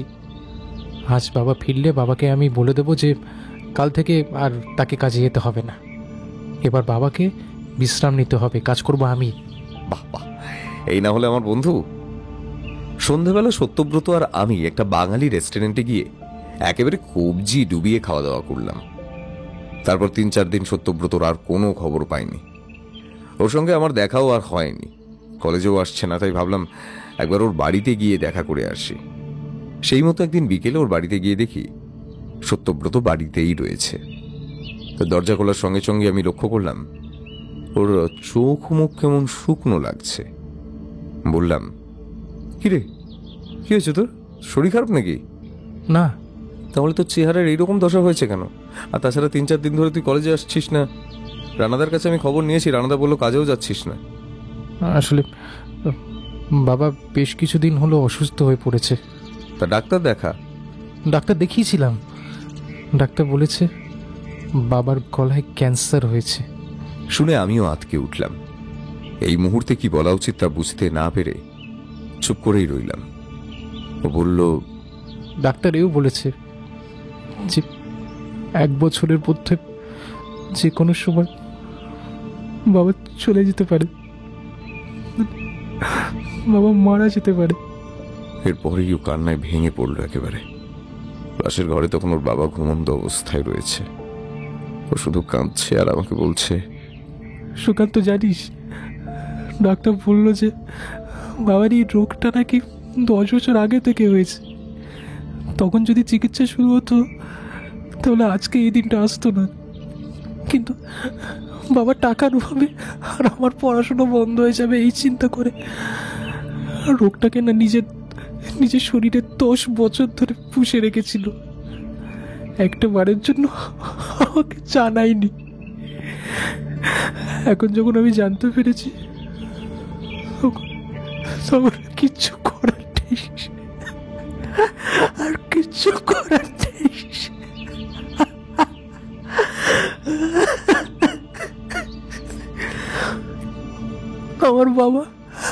আমার বাবার বেশি দিন নেই রে, আমার বাবার বেশি দিন নেই।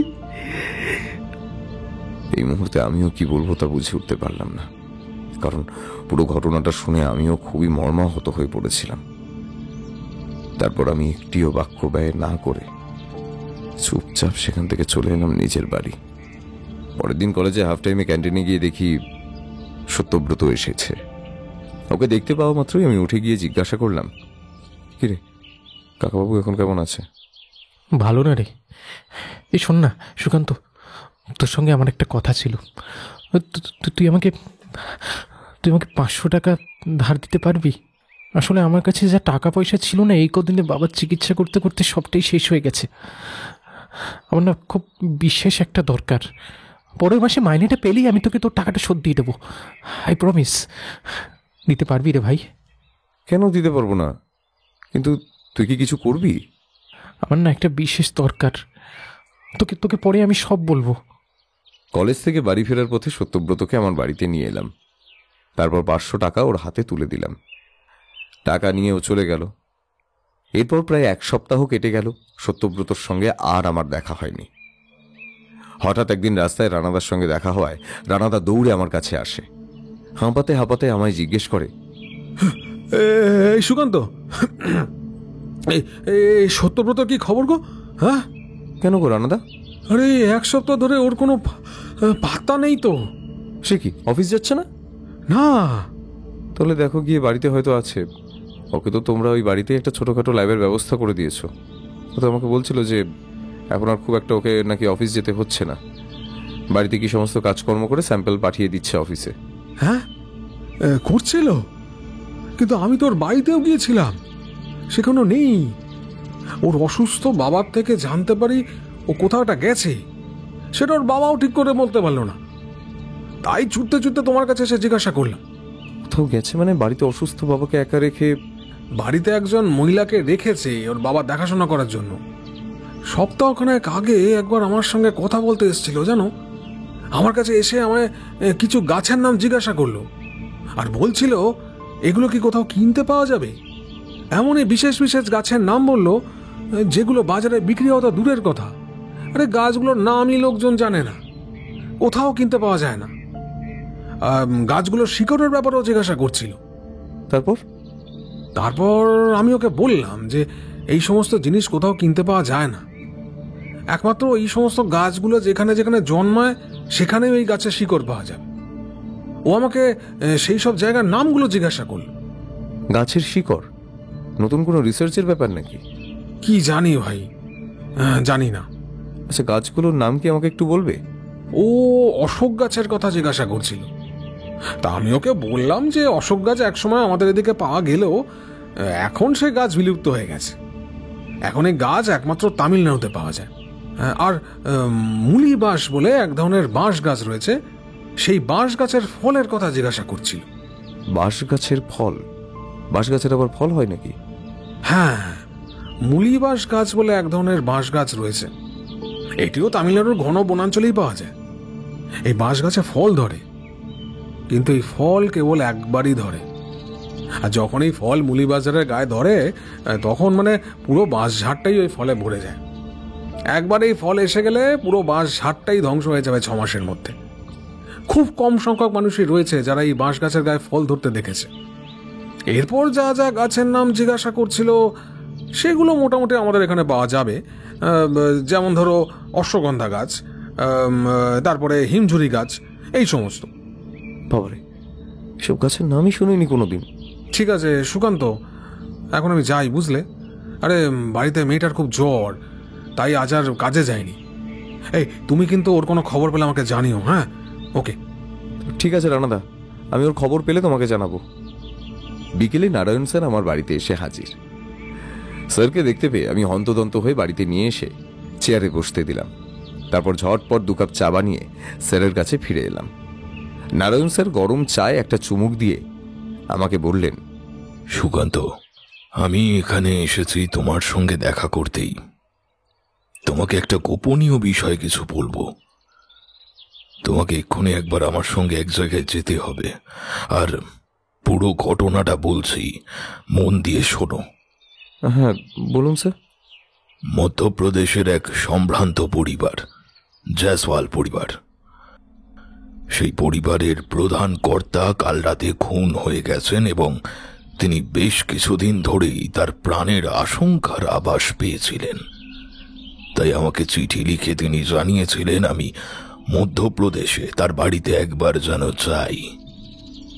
উনি ওনার কিছু ব্যক্তিগত ব্যাপার আমার সঙ্গে আলোচনা করতে চান।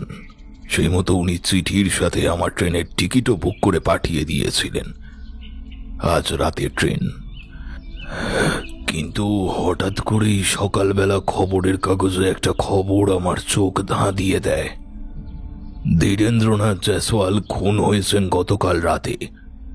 চিঠিতে উনি আমাকেও জানিয়েছিলেন যে ওনার যদি এর মধ্যে মৃত্যু ঘটে তাহলে তার তদন্ত যেন আমি করি। এদিকে শিয়ালদার মৌলালির কাছে অবস্থিত একটা বেসরকারি লকার কোম্পানি থেকে 8 লক্ষ টাকা আর 20 ভরি সোনার গয়না চুরি গেছে গতকাল। কে চুরি করেছে, কিভাবে চুরি করেছে তার কোনো খোঁজ পাওয়া যায়নি। পুলিশ কেসটা আমাকে হ্যান্ডেল করতে অনুরোধ করছে। আজ এখনই আমি লালবাজার থানায় যাচ্ছি ওখানের বড়বাবুর সাথে কথা বলতে। কিন্তু আমাকে যে আজ রাতে ট্রেন ধরে মধ্যপ্রদেশ বেরোতেই হবে। তাই আমি চাই এই কেসটা সুকান্ত তুমি হ্যান্ডেল করো। এতে তোমার কি মতামত? স্যার আপনি যা বলবেন আমি চেষ্টা করব। বেশ, তাহলে ঝটপট জামা কাপড় বদলে তৈরি হয়ে নাও। আমি বাইরে ট্যাক্সি নিয়ে দাঁড়িয়ে রয়েছি, এক্ষুনি লালবাজার বেরোবো। ঝটপট জামা কাপড় পরে নারায়ণ স্যারের সঙ্গে ট্যাক্সি ধরে লালবাজার গিয়ে পৌঁছলাম। সেই সময় সেখানকার বড়বাবু ছিলেন আশিস দাশগুপ্ত। গিয়ে পৌঁছতেই আমাকে দেখে থানার বড়বাবু প্রথমেই একটু ইতস্তত বোধ করে নারায়ণ স্যারকে বললেন, আপনার সাথে ইনি কে নারায়ণবাবু? এ হলো আমার ছাত্র সুকান্ত লাহিড়ী। নমস্কার। ও আমার অ্যাসিস্ট্যান্ট, প্রচণ্ড বুদ্ধিদীপ্ত ছেলে। তা আপনাকে তো প্রথমেই আমি বলেছিলাম যে মধ্যপ্রদেশের এক সম্ভ্রান্ত পরিবারের একটা জটিল কেস আমার হাতে নিয়ে ফেলেছি আমি। এখানকার টাকা চুরির ব্যাপারটা সুকান্তই হ্যান্ডেল করবে। আপনি যা বলার ওকে বলতে পারেন। আমি 100% শিওর যে ও কেসটা সলভ করতে পারবে। ঠিক আছে, আপনারা আসুন আমার সঙ্গে। রবীনবাবু, আপনি পিয়নকে বলে 39 নম্বর রুমে 3টে চা পাঠিয়ে দেবেন। আর এই মুহূর্তে কেউ যদি আমার সঙ্গে দেখা করতে আসে তাহলে বলবেন আমি একটা মিটিংয়ে ব্যস্ত আছি। এই বলে বড়বাবু আমাকে আর স্যারকে একটা অন্য ঘরে নিয়ে গেলেন। ঘরটা অনেক বড় এবং নির্জন।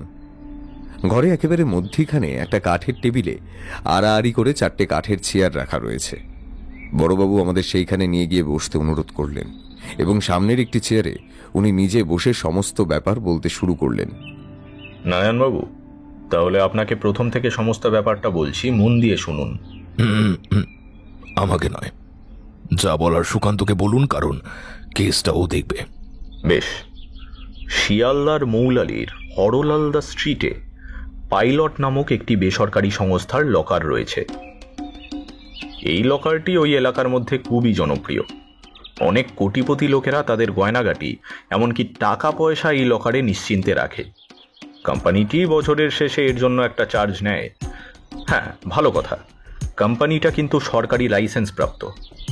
কিন্তু গতকাল ওখানে সিকিউরিটির গাফিলতির ফলে একটি লকার থেকে প্রায় 8 লক্ষ টাকা চুরি হয়ে গেছে এবং সাথে প্রচুর সোনাও। পাইলট কোম্পানির মালিক কোনোভাবেই চায় না যে এই কেসটা মিডিয়াতে পাবলিশড হোক। তাই উনি পুলিশের মারফত কোনো তদন্ত করাতে চান না। কারণ এখন তো আপনারা জানেনই, আমরা যেখানেই কিছু একটা করতে যাব সেখানেই মিডিয়ার দল এসে হাজির হবে। তারপর খবরের কাগজে ছাপা, টেলিভিশনে দেখানো, রেডিওতে সংবাদ। আর ঠিক এই কারণে পাইলট কোম্পানির মালিক নিজে এসে আমার কাছে অনুরোধ করে গেছেন যেন গোয়েন্দা বিভাগের হাতে এই কেসটি তুলে দিয়ে গুপ্তভাবে তদন্ত চালানো হয়। উনি এই কেসের সমস্ত খরচ বহন করবেন। যে করেই হোক চোরের দলকে ধরে চুরির সামগ্রী উদ্ধার করতেই হবে। তাহলে আপনি বলতে চাইছেন যে এটা কোনো দলের কাজ, অনেকগুলো লোক মিলেই করেছে, তাই তো? হ্যাঁ, কারণ একার পক্ষে কি এই ধরনের কাজ করা সম্ভব? আপনিই বলুন না। হ্যাঁ, তা ঠিকই বলেছেন। আচ্ছা দাশগুপ্ত বাবু, আমি আপনাকে কয়েকটা জিনিস জিজ্ঞাসা করতে চাই। যেমন ধরুন, লকারে কারো ফিঙ্গারপ্রিন্ট পাওয়া গেছে? পাওয়া গেছে, এবং সেগুলো আমি আগেই ফরেন্সিকে পাঠানোর ব্যবস্থা করে দিয়েছি। কালই রিপোর্ট এসে যাবে। আপনি আপনার তদন্তের কাজ শুরু করুন। যেখানে যা সাহায্য লাগবে আমাকে ফোন করবেন। এই নিন, আমার এই কার্ডটি রাখুন। বড়বাবুর থেকে কার্ডটা নেওয়ার পর আমি আর নারায়ণ স্যার উঠে পড়লাম চেয়ার ছেড়ে। তারপর ট্যাক্সিতে যেতে যেতে নারায়ণ স্যার আমাকে জিজ্ঞাসা করলো, তাহলে সুকান্ত, কি ভাবনা চিন্তা, কোথা থেকে শুরু করার প্ল্যান করছো? একটু সময় চাই স্যার, তবে প্রথমে আমি ওই সিকিউরিটির সঙ্গে একটু কথা বলতে চাই। তারপর আশেপাশে কোনো দোকান থাকলে সেসব জায়গায় আমি গিয়ে একটু জিজ্ঞাসাবাদ করতে চাই গোপনে। যে কোনো সন্দেহজনক লোকজনকে তারা বেশ কয়েকদিন ধরে ওই বিল্ডিংয়ের আশেপাশে ঘোরাঘুরি করতে দেখেছি কিনা। গুড, তাহলে তুমি তোমার কাজ শুরু করো। All the very best. Sir আমাকে আমার বাড়ির সামনে নামিয়ে দিয়ে বেরিয়ে গেলেন। রাতে আমি স্যারের বাড়ি থেকে ওনাকে নিয়ে হাওড়া স্টেশন পৌঁছে ট্রেনে তুলে দেব বলেছিলাম, কিন্তু স্যার আমাকে যেতে না করে বলেছিলেন উনি একাই চলে যাবেন। এতটুকু বলার পর আমাদের বাড়ির টেলিফোনটা শব্দ করে বেজে উঠল। সুকান্ত দেবকুমার বাবুকে বলল, 1 মিনিট, আমি আসছি বলে সুকান্ত উঠে গিয়ে টেলিফোনটা রিসিভ করল। হ্যালো, হ্যাঁ সুকান্ত লাহিড়ী বলছি। হোয়াট? ব্যাস, এতটুকুই কথোপকথন হয়েছিল। কে ফোন করেছিল তখনও বুঝে উঠতে পারিনি, কিন্তু এটা বুঝতে পেরেছিলাম যে যে ফোন করেছিল সে এমন একটা কিছু বলেছে যেটা শুনে সুকান্ত খুব জোরালো আঘাত পেয়েছে। কিছুক্ষণের মধ্যেই ওর হাত থেকে রিসিভারটা আস্তে আস্তে পড়ে গিয়ে ঝুলতে শুরু করলো। আমি চটজলদি গিয়ে রিসিভারটা তুলে দুবার হ্যালো হ্যালো বললাম। ফোন করেছিলেন লালবাজারের মেজবাবু অজিতেশ গাঙ্গুলি। উল্টো দিক থেকে উনি তাড়াহুড়ো করে আমাকে বললেন, হ্যালো হ্যালো, হ্যাঁ মধুসূদন বাবু বলছেন? হ্যালো, হ্যাঁ বলছি। আমি লালবাজার থানা থেকে অজিতেশ গাঙ্গুলি কথা বলছি। নারায়ণ গঙ্গোপাধ্যায় বলে এক ব্যক্তি, যিনি কেষ্টপুরে একটি বড় বাড়ি নিয়ে থাকেন, উনি কাল রাতে মারা গেছেন। সুকান্ত বাবুর কাছে আমি অনেকদিন আগে শুনেছিলাম যে উনি নারায়ণ গঙ্গোপাধ্যায়েরই ছাত্র ছিলেন। খবরটা আপনাদের জানানোর প্রয়োজন মনে হলো, তাই ফোন করে জানালাম। মারা গেছেন? হ্যাঁ, বলছি আপনারা কি এখন একবার এখানে আসতে পারবেন? আমি এখানেই আছি। আমরা আসছি। এই বলে টেলিফোনটা রেখে দিলাম। সুকান্তকে কি বলবো বুঝে উঠতে পারছিলাম না। এমন সময় দেবকুমার বাবু তার চেয়ার ছেড়ে উঠে দাঁড়িয়ে আমাকে জিজ্ঞাসা করলেন, কি হয়েছে মধুসূদন বাবু? Anything wrong? দেবকুমার বাবু, নারায়ণ গঙ্গোপাধ্যায় মারা গেছেন গতকাল রাতে। আমাদের এক্ষুনি একবার সেখানে পৌঁছতে হবে। সে কি করে মারা গেল? জানি না। ও গড, এই কিছুদিন আগে আমি ওনার সঙ্গে দেখা করে এলাম। মধুসূদন বাবু, আপনারা কি এক্ষুনি যাবেন নাকি? হ্যাঁ, লালবাজার থানার মেজবাবু ফোন করেছিলেন, এক্ষুনি আমাদের যেতে বললেন। তাহলে আমি একবার যাব, কারণ উনি আমার অনেক বড় উপকার করেছেন। আমি ওনাকে একবারটি দেখতে চাই, শেষবারের মতো। দেবকুমারকে সুকান্তর কাছে থাকতে বলে বাইরে গিয়ে আমি একটা ট্যাক্সি ডেকে আনলাম। তারপর আমরা তিনজনে মিলে নারায়ণ স্যারের বাড়িতে এসে পৌঁছলাম। বিশাল বড় বাড়ি, চারিদিক থেকে দেওয়াল দিয়ে ঘেরা। বাড়ির মেইন গেটটা খোলা, দুপাশে সারি সারি গাছ। মেইন গেট থেকে 5 ফুটের একটা ঢালাই দেওয়া রাস্তা চলে গেছে একেবারে বাড়ির ভিতর পর্যন্ত। তখন বাড়ির সামনে লোকজনের ভিড় রয়েছে। গেটের বাইরে একটা পুলিশের জিপও দাঁড়িয়েছিল। রাস্তাটা দিয়ে আমরা গিয়ে বাড়ির সামনে এসে উপস্থিত হলাম। অজিতেশ বাবু বাইরেই দাঁড়িয়েছিলেন, আমাদের দেখতে পেয়ে এগিয়ে এলেন। এরপর উনি আমাদের বাড়ির ভিতরে নিয়ে গেলেন। দোতলা বাড়ির উপরের একটা ঘরে স্যারের মৃতদেহটা পড়ে রয়েছে। অজিতেশ বাবু সোজা আমাদের সিঁড়ি বেয়ে সেই ঘরে নিয়ে গেলেন।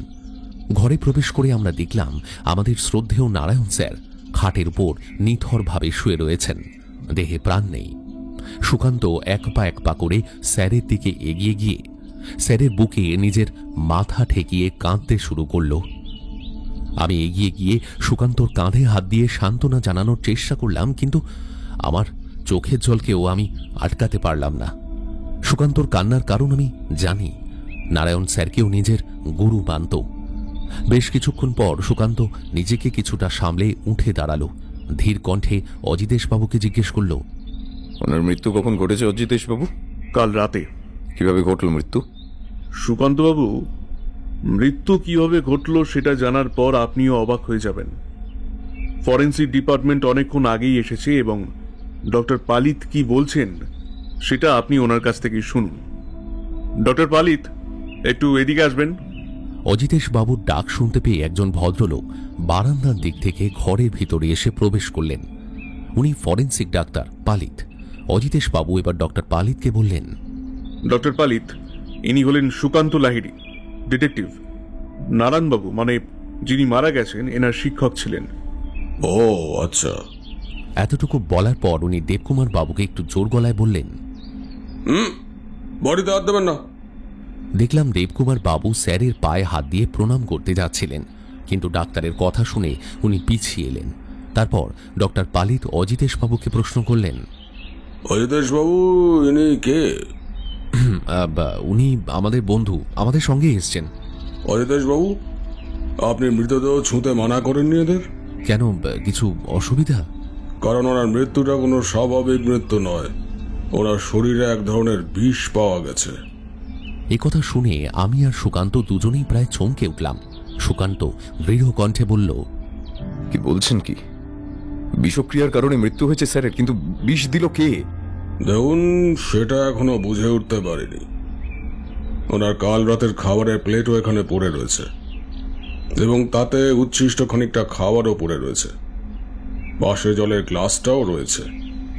আমি খাবারের উচ্ছিষ্ট এবং গ্লাসের জলের খানিকটা নিয়ে এতক্ষণ টেস্ট করছিলাম, কিন্তু দুটোর কোনোটাতেই বিষের কোনো চিহ্নই পাইনি। তার মানে খাবারের মাধ্যমে বিষ দেওয়া হয়নি, আপনি এটাই বলতে চাইছেন তো? আচ্ছা ডাক্তারবাবু, ওনার শরীরের কোনো জায়গায় ইনজেকশন ফোটানোর কোনো চিহ্ন রয়েছে কিনা তা তো একবার দেখা যেতে পারে। অত ঘুমন্ত অবস্থাতেই ইনজেকশনের মাধ্যমে ওনার শরীরে বিষ প্রবেশ করিয়েছে এতটাই? এই সন্দেহ আমারও হয়েছিল। ওনার শরীরের সমস্ত জায়গা আমি অনুবীক্ষণ যন্ত্র দিয়ে ভালোভাবে দেখেছি, কিন্তু কোনো জায়গাতেই ইনজেকশন ফোটানোর কোনো চিহ্ন নেই। চাইলে আপনি একবার চেক করে নিন। বডির ওপরে ওই সাদা চাদরটুকি চাপা দেওয়া রয়েছে। চাদরটা সরালেই আপনি দেখতে পাবেন ভেতরে জামা কাপড় সমস্তই খোলা রয়েছে। তবে হ্যাঁ, আমি একটা মাস্ক দিচ্ছি, ওটা পরেই আপনি যান, কারণ সাবধানতা অবলম্বন করার দরকার আছে। এই বিষটা কি ধরনের বিষ এটাই আমি এখনো বুঝে উঠতে পারছি না। এরপর ডাক্তার তার ব্যাগ থেকে সুকান্তকে একটা মাস্ক বের করে দিল। সুকান্ত সেটা মুখে পরে নারায়ণ স্যারের বডির উপর থেকে চাদরটা সরিয়ে সমস্ত শরীরটা খুব ভালোভাবে খুঁটিয়ে দেখল। এমনকি পায়ের আঙুল থেকে শুরু করে হাতের আঙুল পর্যন্ত সব জায়গায় চোখ রেখেও ইনজেকশন ফোটানোর কোনো চিহ্ন কিন্তু পেল না। ডাক্তার ঠিক কথাই বলেছিলেন। এরপর সুকান্ত আবার ডাক্তারের কাছে এসে জিজ্ঞাসা করল, ডাক্তারবাবু, তাহলে স্যারের শরীরে বিষ প্রবেশ করানো হলো কিভাবে? তা আমি এখন বলতে পারছি না, তবে আমি বডিটা ল্যাবে নিয়ে গিয়ে আরো ভালোভাবে পর্যবেক্ষণ করে ফাইনালি আপনাকে জানাবো। সুকান্ত আর ডাক্তারের মধ্যে কথোপকথন চলছে। এমন সময় দেবকুমার বাবু অজিতেশবাবুর কাছে এসে জল চাইলেন। এক্সকিউজ মি স্যার, একটু জল হবে কি? গলাটা শুকিয়ে আসছে আসলে। হ্যাঁ হবে। এই হরি, একটা জলের বোতল আনো তো। অজিতেশবাবু তার এক কনস্টেবলকে জল আনতে বললেন। তারপর কথোপকথন আবার শুরু হলো। সুকান্ত এবার ভ্রূ কুঁচকে চিন্তা করতে শুরু করলো। তারপর অজিতেশবাবুকে বলল, আচ্ছা, ওনার পরিবারের সবাই কোথায়? সবাই বাড়িতেই আছে। আমি এই মুহূর্তে এই ঘরে আসতে কাউকে নিষেধ করেছি। ঘরের বাইরেও তো কাউকে দাঁড়িয়ে থাকতে দেখিনি। তার মানে ওনার মৃত্যুতে বাড়ির কারোরই শোক আছে বলে মনে হয় না। না তা নয়, ওনার বড় ছেলে নিরঞ্জন বাবু বাবার মৃত্যুতে খুবই ভেঙে পড়েছেন। সেটা প্রথমেই আমি ওনার সাথে কথা বলে বুঝতে পেরেছি। আচ্ছা, অজিতেশবাবু, নারায়ণ স্যার কি তার সম্পত্তির কোনো উইল করে গেছেন? তা জানি না। ভালো কথা। ওনার এক মেয়ে আছে, নাম কঙ্কনা দেবী, বালিগঞ্জে থাকে। ওনার মেয়ে এবং জামাইকে এখানে ডাকুন, আমি ওনাদের সঙ্গেও কথা বলবো। এবারের প্রত্যেকটি সদস্য খুব অভিজ্ঞ অভিনেতা। আরে মশাই, ডাকার কি আছে? ওনার মেয়ে আর জামাই তাদের ছেলেকে নিয়ে বছর খানেক হলো এখানেই থাকছেন। আলাদা করে ডাকার আর দরকার নেই, সবাই নিচেই আছে। বাবা, কেস তো খুব জটিল। জটিল বলেই তো আপনাকে ডেকেছি মশাই। আপনি চাইলে এখনই বাড়ির সবাইকে জেরা করতে পারেন। না না, আমি এখন কারোর সঙ্গে কথা বলতে চাই না। আগে মৃত্যুর কারণটা সঠিকভাবে জানা দরকার, তারপর আমি সবার সঙ্গে কথা বলবো। কথা চলতে চলতেই কনস্টেবল নিচ থেকে একটা জলের বোতল নিয়ে এলো। অজিতেশবাবু কনস্টেবলকে হুকুম দিলেন, ওনাকে দাও জলের বোতলটা। কনস্টেবলটি জলের বোতলটা দেবকুমার বাবুর দিকে এগিয়ে দিল। জলের বোতলটা হাতে নিয়ে তার ছিপে খুলে খানিকটা জল খাওয়ার পর বিছানার ডান দিকের জানলার কাছে গিয়ে বাইরের দিকে কি জানি দেখতে শুরু করলেন দেবকুমার বাবু। অজিতেশবাবু তখন ফরেন্সিক ডাক্তারকে বলছেন, ডাক্তারবাবু, এই কেসটা ইনি হ্যান্ডেল করবেন। সুকান্তবাবু, আপনি ডাক্তারবাবুর নাম্বারটা নিয়ে নিন। ডাক্তারবাবু, আপনি এনার নাম্বারটা নিয়ে নিন। বিশেষ কিছু জানতে পারলে আপনি ওনাকেই সরাসরি জানাবেন, আমাকে না জানালেও চলবে। আমি ওনার কাছ থেকেই জেনে নেব, কেমন? ঠিক আছে, আপনি তাহলে যত শীঘ্রই সম্ভব বডিটা আপনার ল্যাবে নিয়ে যান, আর এখন এই ঘরটা আমি সিজ করে দেব আমার লোক দিয়ে। এই বলে কথোপকথন শেষ হলো। সুকান্ত আর আমি যাওয়ার জন্য তৈরি হলাম। দেবকুমার বাবু তখনও জানালার ধারে দাঁড়িয়ে রয়েছেন। ওনার কাছে গিয়ে দাঁড়ালাম। দেখলাম জানালার পিলারের কাছে একটা গাছের টবে উনি বোতলের জলটা ঢালছেন।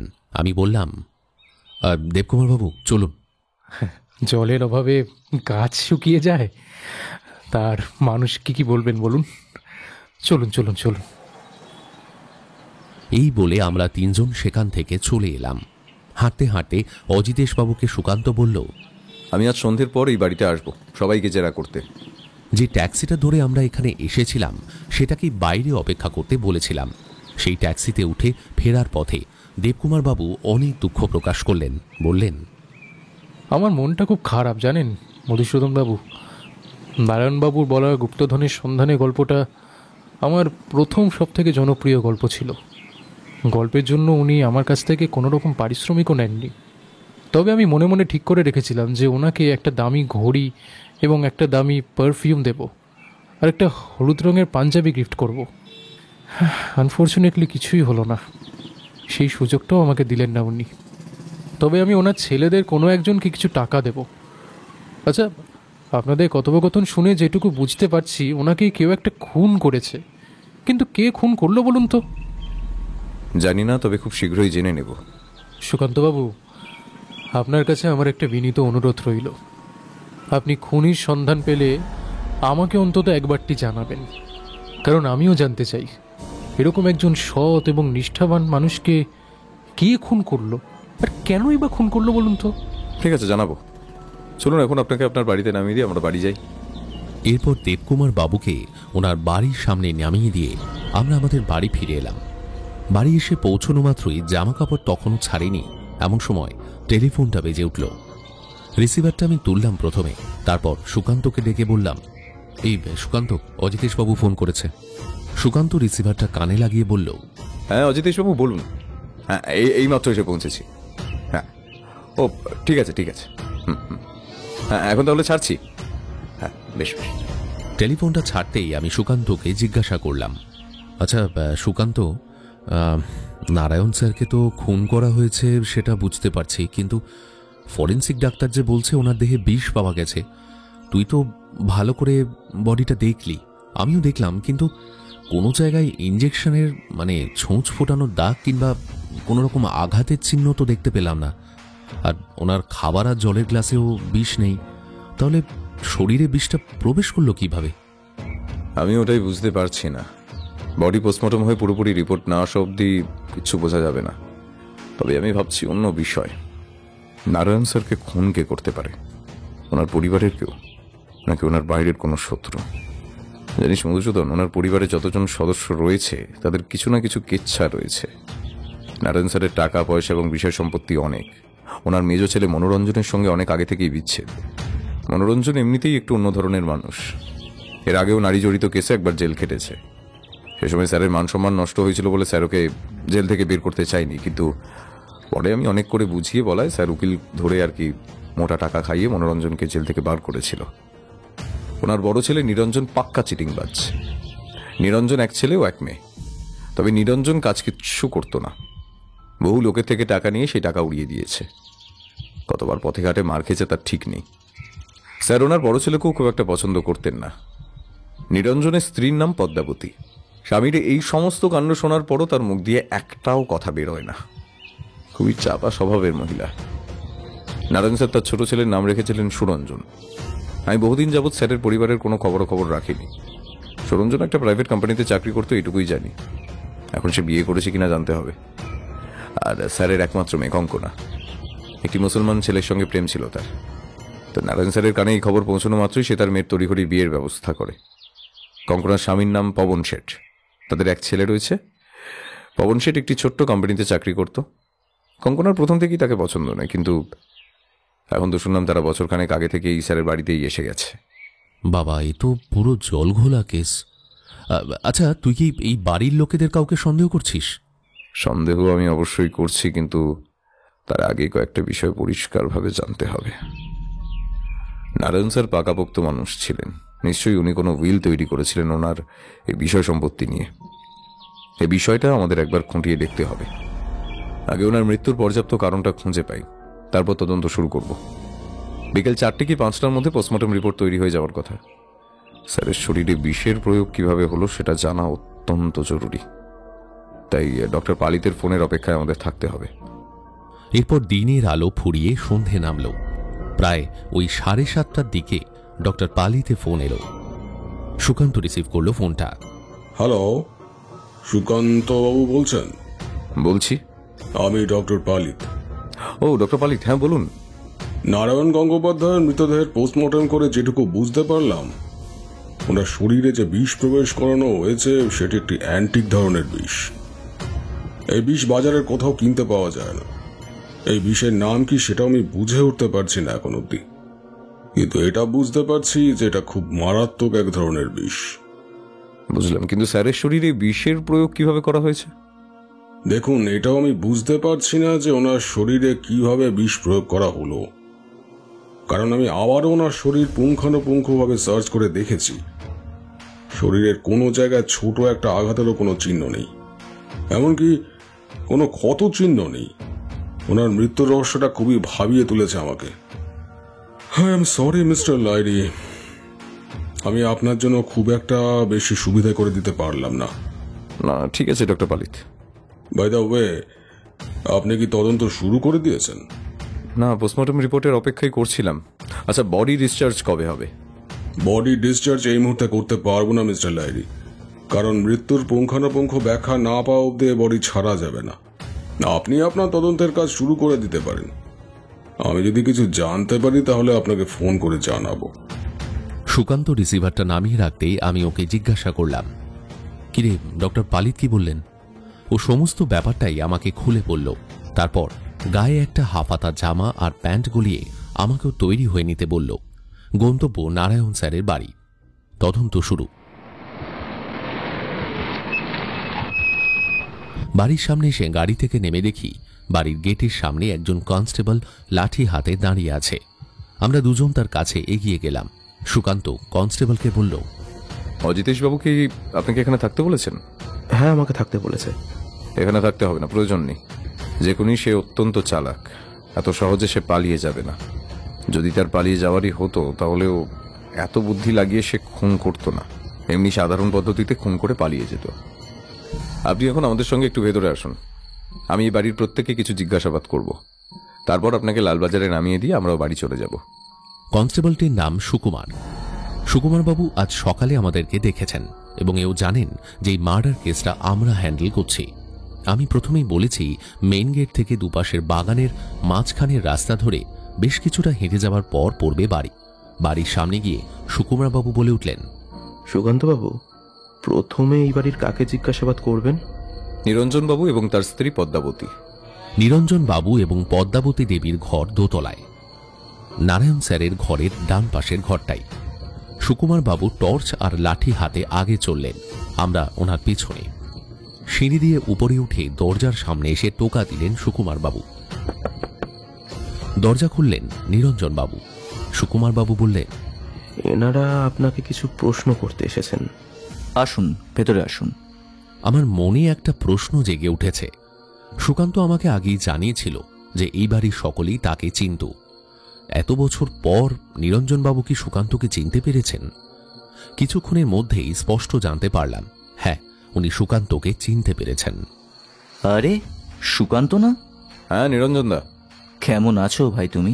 ভালো আছি দাদা। খুবই দুঃখের সঙ্গে জানাচ্ছি, আমি কোনোদিনই ভাবিনি যে এই বাড়িতে আমি তদন্ত করতে আসবো। ও, তুমি তাহলে বাবার মৃত্যু তদন্ত করতে এসছো? ভুল হচ্ছে দাদা, মৃত্যু নয়, স্যারকে খুন করা হয়েছে। কেন, তুমি খবর পাওনি যে স্যার খুন হয়েছে?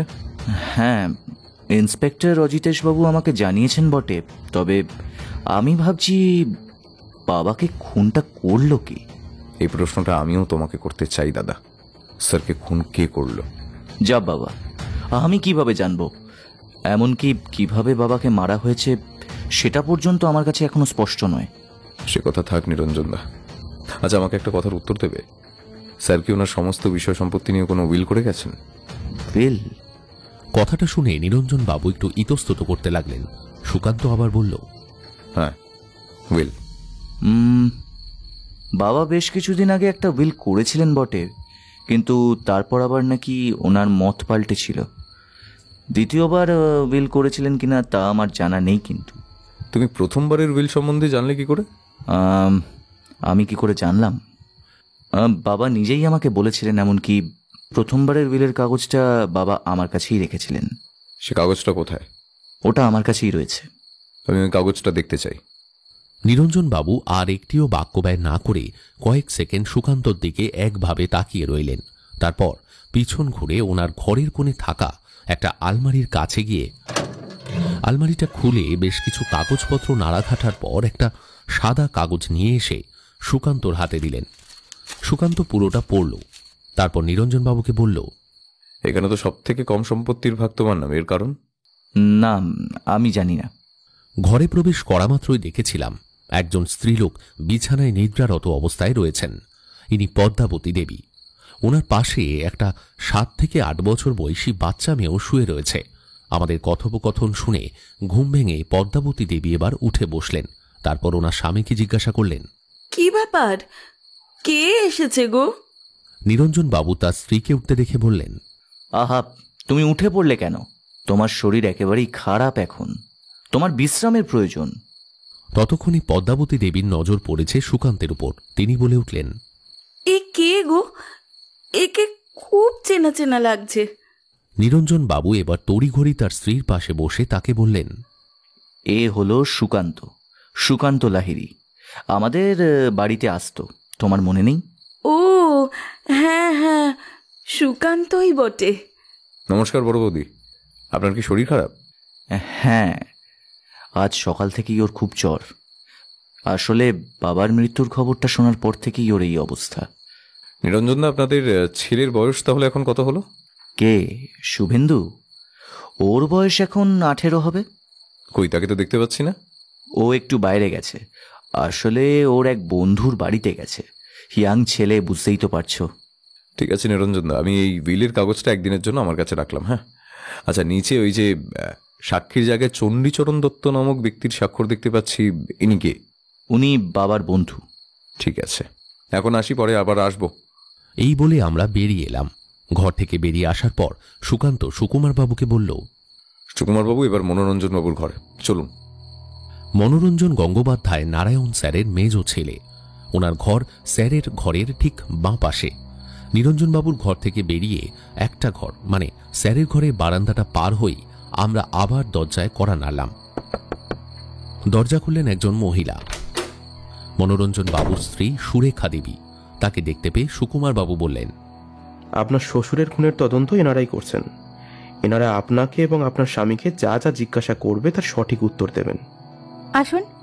আমরা ভেতরে গিয়ে ঘরটা ভালো করে পর্যবেক্ষণ করছি। সুরেখা দেবী বললেন,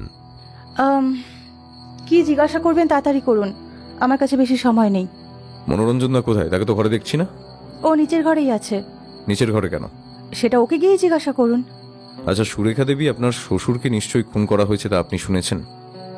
শুনেছি। কাউকে সন্দেহ হয়? মানে কে খুন করতে পারে বলে আপনার মনে হয়? দেখুন, এই বিষয়ে আমি কিছু জানি না। আমার শ্বশুর মারা গেছে, সেটা নিয়ে আমার কোনো মাথা ব্যথা নেই। এমনিতেই উনি আমাকে খুব একটা বেশি পছন্দ করতেন না। আর যে মানুষটা সারা জীবন আমার সঙ্গে দুটো ভালো কথা পর্যন্ত বলেনি, তার খুন নিয়ে আমার মাথা ঘামানোর কোনো প্রয়োজন আছে বলে আমার তো সেটা মনে হয় না। না, আপনার মাথা ঘামানোর কিছু নেই বটে, কিন্তু আমার আছে। যে মানুষটা খুন হয়েছে তার হাত ধরেই আমি এই তদন্তের কাজ শিখেছি। তাই একটা কথা আপনাকে স্পষ্ট জানিয়ে দিই, আমি স্যারের খুনিকে ধরবই ধরব, সে যেই হোক না কেন। কথাটা ভালোভাবে মাথায় ঢুকিয়ে নেবেন। আসি, নমস্কার। এই বলে চলে যেতে গিয়েও সুকান্ত আবার ফিরে এসে সুরেখা দেবীকে জিজ্ঞাসা করল, আচ্ছা, খুন হওয়ার পর সর্বপ্রথম কে জানতে পারে? বর্দা। আপনি কখন জানতে পারেন? আমার শ্বশুরের চিৎকার শোনা মাত্রই আমি ওপরের ঘরে যাই। তখন আপনার স্বামী কোথায় ছিলেন? ও আমার আগেই ওপরের ঘরে পৌঁছেছিল। আমরা পিছন ঘুরে চলে যেতেই যাচ্ছিলাম, এমন সময় সুরেখা দেবী পিছু ডাক দিয়ে বললেন, শুনুন, আমার স্বামী কিন্তু খুনটা করেনি। সেটা পরে জানা যাবে। কাল রাতে বাবার মৃত্যুর আগে আমার হাজবেন্ডের ভগ্নিপতির সঙ্গে বাবার টাকা নেওয়া নিয়ে খুব বিবাদ হয়েছিল। ধন্যবাদ। এরপর আমরা ঘর ছাড়লাম, তারপর সিঁড়ি দিয়ে নিচে নামলাম। সুকান্ত সুকুমার বাবুকে প্রশ্ন করল, নিচের কোন ঘরে মনোরঞ্জন বাবু রয়েছে? নিচের ঘরে তো সুরঞ্জন বাবু এবং ওনার বোন আর ভগ্নিপতি থাকে। ওরা কোন দিকে থাকে, এদিকে না ওইদিকে? সুকুমার বাবু সিঁড়ির ডান দিকে দুটি ঘরে আঙুল দেখিয়ে বললেন, ওই যে ওই ঘরগুলোতে। তাহলে বাঁ দিকের এই ঘরটায় একটা আলো জ্বলছে দেখতে পাচ্ছি, মনে হয় মনোরঞ্জন বাবু এই ঘরেই আছে। চলুন যাওয়া যাক। ঘরের দরজা খোলাই ছিল। চৌখাটের সামনে থেকেই দেখতে পাচ্ছিলাম একটি চেয়ারে একজন লোক বসে রয়েছে নিদ্রারত অবস্থায়, এবং তার সামনে একটা টেবিলে ছোট্ট একটা টেবিল ল্যাম্প জ্বলছে। মাথার উপরের পাখাটা ঘর ঘর শব্দ করে ঘুরছে। আমি আস্তে করে সুকান্তকে জিজ্ঞাসা করলাম, ইনি কি মনোরঞ্জন বাবু? সুকান্ত শুধু ঘাড় নেড়ে হ্যাঁ বলল। তারপর ও একবার গলা খাঁকড়ে মনোরঞ্জন বাবুর নিদ্রা ভঙ্গ করার চেষ্টা করল। নিদ্রা ভঙ্গ হল, চোখ খুললেন তিনি। কে? তারপর টেবিল থেকে চশমাটা তুলে পরে নিলেন এবং উঠে দাঁড়িয়ে সামনে এগিয়ে এলেন। কিছুক্ষণ ভালো করে সুকান্তকে দেখে বললেন, ও সুকান্ত লাহিড়ী? হ্যাঁ। বাবার খুনের তদন্ত করতে এসছো? হ্যাঁ। ভালো কথা, ভেতরে এসো এসো। আমরা ভিতরে প্রবেশ করলাম।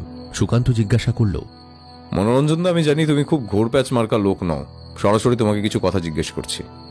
স্যারের শত্রু বলতে তুমি কাকে কাকে চেনো? বাবার শত্রু? বাবার কোথায় কে শত্রু আছে আমি জানি না, তবে একটা শত্রুকে আমি খুব ভালো করে চিনি। কে সে?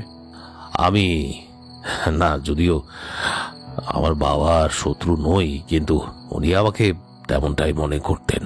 কেন তোমাকে এমন মনে করার কারণ?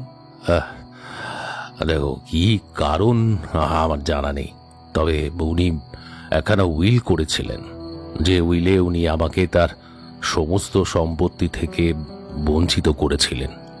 এমনকি এই বাড়িতে আমার কোনো জায়গা নেই, আমি এখানে নামমাত্রই আছি। এই বাড়ি বর্তমানে এখন আমার বড়দার আর আমার ছোট ভাইয়ের। ওরা লাথি মেরে দিলেই আমাকে বউ বাচ্চা নিয়ে পথে নেমে যেতে হবে। আচ্ছা মনোরঞ্জন দা, তোমার এক বন্ধু ছিল না, কি যেন নাম ছিল, ঠিক মনে পড়ছে না, তবে যতটুকু মনে পড়ছে সে চোর বাজারে বিভিন্ন রকমের বিষ বিক্রি করতো, তাই না? কি বলতে চাইছো কি তুমি? বাবাকে বিষ দিয়ে আমি মেরেছি? কে মেরেছে সেটা আমি জানি না, তবে আমি সেটা জানতেই এখানে এসেছি, এবং আমি কিন্তু সেটা জেনেই ছাড়বো। আরে হ্যাঁ, যাও যাও যাও, 2 টাকার গোয়েন্দা বড় বড় কথা। তোমার যা করার আছে করে নাও, আমিও দেখছি কি করতে পারি। মনোরঞ্জন বাবুর সাথে একচোট ঝামেলা হয়ে গেল। তারপর আমরা বেরোতেই একজন মহিলা দেখলাম দৌড়ে ওপাশের একটা ঘরে ঢুকে গেল। এরপর সুকান্ত সুকুমার বাবুকে বলল, ওটাই কি স্যারের মেয়ে জামাইয়ের ঘর? হ্যাঁ। চলুন ওদের সঙ্গে কথা বলবো। আমরা ঘরে গেলাম। ঘরের দরজাটা বন্ধ ছিল। দরজায় টোকা মারতেই যাচ্ছি, এমন সময় ভিতর থেকে খুলে গেল দরজাটা। সেই ভদ্রমহিলা যে আমাদের আড়াল থেকে দেখার চেষ্টা করছিলেন, তিনি দরজা খুলে আমাদের সামনে দাঁড়ালেন। মানে আমরা যে আসছি সেটা উনি আগেই বুঝতে পেরেছেন। সুকান্ত বলল, আমি এসেছি কঙ্কনা। সুকান্তকে দেখে কঙ্কনা দেবী অবাক হয়ে বলে উঠল, সুকান্ত দা? ইতিমধ্যে ওনার স্বামী পবন শেঠ বিছানা ছেড়ে আমাদের কাছে উঠে এসে স্ত্রীকে জিজ্ঞাসা করলেন, কে এসেছে? কঙ্কনা দেবী কিছু উত্তর দেওয়ার আগেই সুকান্ত হাত জোর করে বলল, নমস্কার, আমার নাম সুকান্ত লাহিড়ী, ভালো করে আমার মুখখানা চিনে নিন। আপনার স্ত্রী আমার মুখটা ভালো করেই চেনে। ডিটেকটিভ, আপনার শ্বশুরের খুনের তদন্তের ভার আমার উপর। আর একটা কথা কঙ্কনা, তোমাকে বলে রাখছি, আড়ি পেতে আমাদের কথোপকথন শোনার চেষ্টা করো না। বলা মাত্রই কঙ্কনা দেবী মাথা নিচু করে দাঁড়িয়ে রইলেন। সুকান্ত এবার তার জেরা শুরু করল। প্রথমে পবনবাবু। পবনবাবু, আপনারা এই বাড়িতে কতদিন আছেন? তা প্রায় 2 বছর। আপনার নিজস্ব বাড়িটাও কি জুয়া খেলার বন্ধক রেখেছিলেন? সে কথা আপনি কি করে জানলেন? দেখুন, সেটা আপনি আপনার স্ত্রীর থেকে পরে শুনে নেবেন। আমি কেবল আপনাদের ব্যাপারে নয়, এবাড়ির প্রত্যেক সদস্যের ব্যাপারেই কম বেশি জানি। এখন বলুন তো, আপনার শ্বশুরকে বিষ দিয়ে মারা হয়েছে, তা আপনার কি মনে হয়, মানে কে মেরেছে? আমি জানি না। আপনি জানেন না, নাকি আপনি মেরেছেন? আমি মেরেছি? কি প্রমাণ আছে? প্রমাণ তো আমি খুঁজে নেব। বাজারে আপনার বহু টাকা ধার রয়েছে। কেন, তাছাড়া আপনি খুনের রাতে স্যারের ঘরে যাননি? সেখানে টাকা পয়সা নিয়ে আপনার সঙ্গে ওনার ঝামেলা হয়নি? তাই বলে আমি খুন করেছি? কঙ্কনা, খুনের রাতে তুমি কোথায় ছিলে? না, মানে আমি তো এই ঘরেই ছিলাম। মিথ্যে কথা। স্যারের মৃত্যুর সময় তোমাকে সিঁড়ি দিয়ে ওঠানামা করতে দেখা গিয়েছিল। কঙ্কনা তার নিজের বয়ান থেকে মোটেই সরতে চাইছে না। মিথ্যে কথা, আমি এই ঘরেই ছিলাম। এই তর্ক বিতর্কের সময় হঠাৎ পবনবাবু চিৎকার করে উঠলেন, আপনি মশাই আমাদের পিছনে কেন পড়ে আছেন বলুন তো? যে রাতারাতি খুন করে পালালো তাকে ধরুন। কে? ক্ষুদিরাম দাস, আমার শ্বশুরের প্রিয় চাকর। সে কোথায়? খুনের রাত থেকে তার তো কোনো পাত্তাই নেই। বাবাকে হয়তো ওই বিষ দিয়ে মেরে পালিয়ে গেছে। ক্ষুদিরাম কাকা? কিন্তু আমি যতদূর জানি উনি তো স্যারের অত্যন্ত কাছের মানুষ ছিলেন, খুব ভালোবাসতেন স্যারকে। অত শত আমি জানি না, তবে খুনের রাত থেকেই তাকে আর দেখতে পাওয়া যাচ্ছে না। সন্ধে অবধি তো এ বাড়িতেই ছিল। ওই হারামিটাই খুন করে পালিয়েছে। বর্তমানে ক্ষুদিরাম কাকা কোথায় থাকে? আমরা জানি না, সুরঞ্জন জানে। ঠিক আছে, এখন আমরা আসছি, পরে আবার আসব। এরপর আমরা ওই শাড়িরই 2টো ঘরের পরের ঘরটায় সামনে গিয়ে উপস্থিত হলাম। ঘরকর্তা ততক্ষণে ঘর ছেড়ে বাইরে এসে দাঁড়িয়েছেন। এর কারণটা আমরা বুঝতেই পেরেছি। কঙ্কনা দেবী এবং তার স্বামী পবন শেঠের সঙ্গে চিৎকার চেঁচামেচির কারণে উনি ঘর থেকে বেরিয়ে এসেছেন।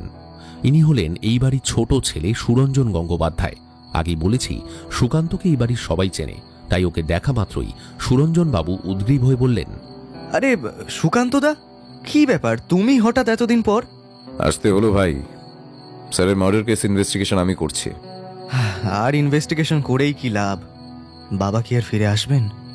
না, তিনি ফিরে আসবেন না, কিন্তু যে অপরাধ করেছে তাকে আমি উচিত শিক্ষা দেবই। আপনারা আসুন আসুন, তুমিও আমার ঘরে আসো, ঘরে বসে কথা বলা যাক। এবার আমরা 3 জনে এক এক করে ঘরে প্রবেশ করলাম। সুরঞ্জন বাবুই একমাত্র যিনি আমাদের তার ঘরে বসতে অনুরোধ করলেন। সুকান্ত বলল, সুরঞ্জন, শুনলাম স্যারের খুনের রাত থেকে ক্ষুদিরাম কাকাকে নাকি আর খুঁজে পাওয়া যাচ্ছে না? হ্যাঁ, ব্যাপারটা নিয়ে আমিও খুব চিন্তিত। ক্ষুদিরাম কাকা আমাদের এই বাড়ির খুব বিশ্বস্ত চাকর ছিল, কিন্তু কেন সে পালিয়ে গেল এই ব্যাপারটা আমার কাছেও খুব একটা পরিষ্কার নয়।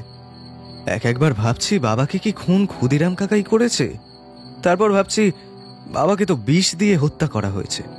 ক্ষুদিরাম কাকা এত কিছু হদিশ পাবেই বা কোথা থেকে? এটা তার কাজ নয়। হতে পারে কাজটা ক্ষুদিরাম দাসের হাত ধরে হয়ে থাকলেও এর অন্য কেউ মাথা আছে, জানিস? হলে হতে পারে, কিন্তু ক্ষুদিরাম কাকার হাত দিয়ে এই কাজ কে করাতে পারে?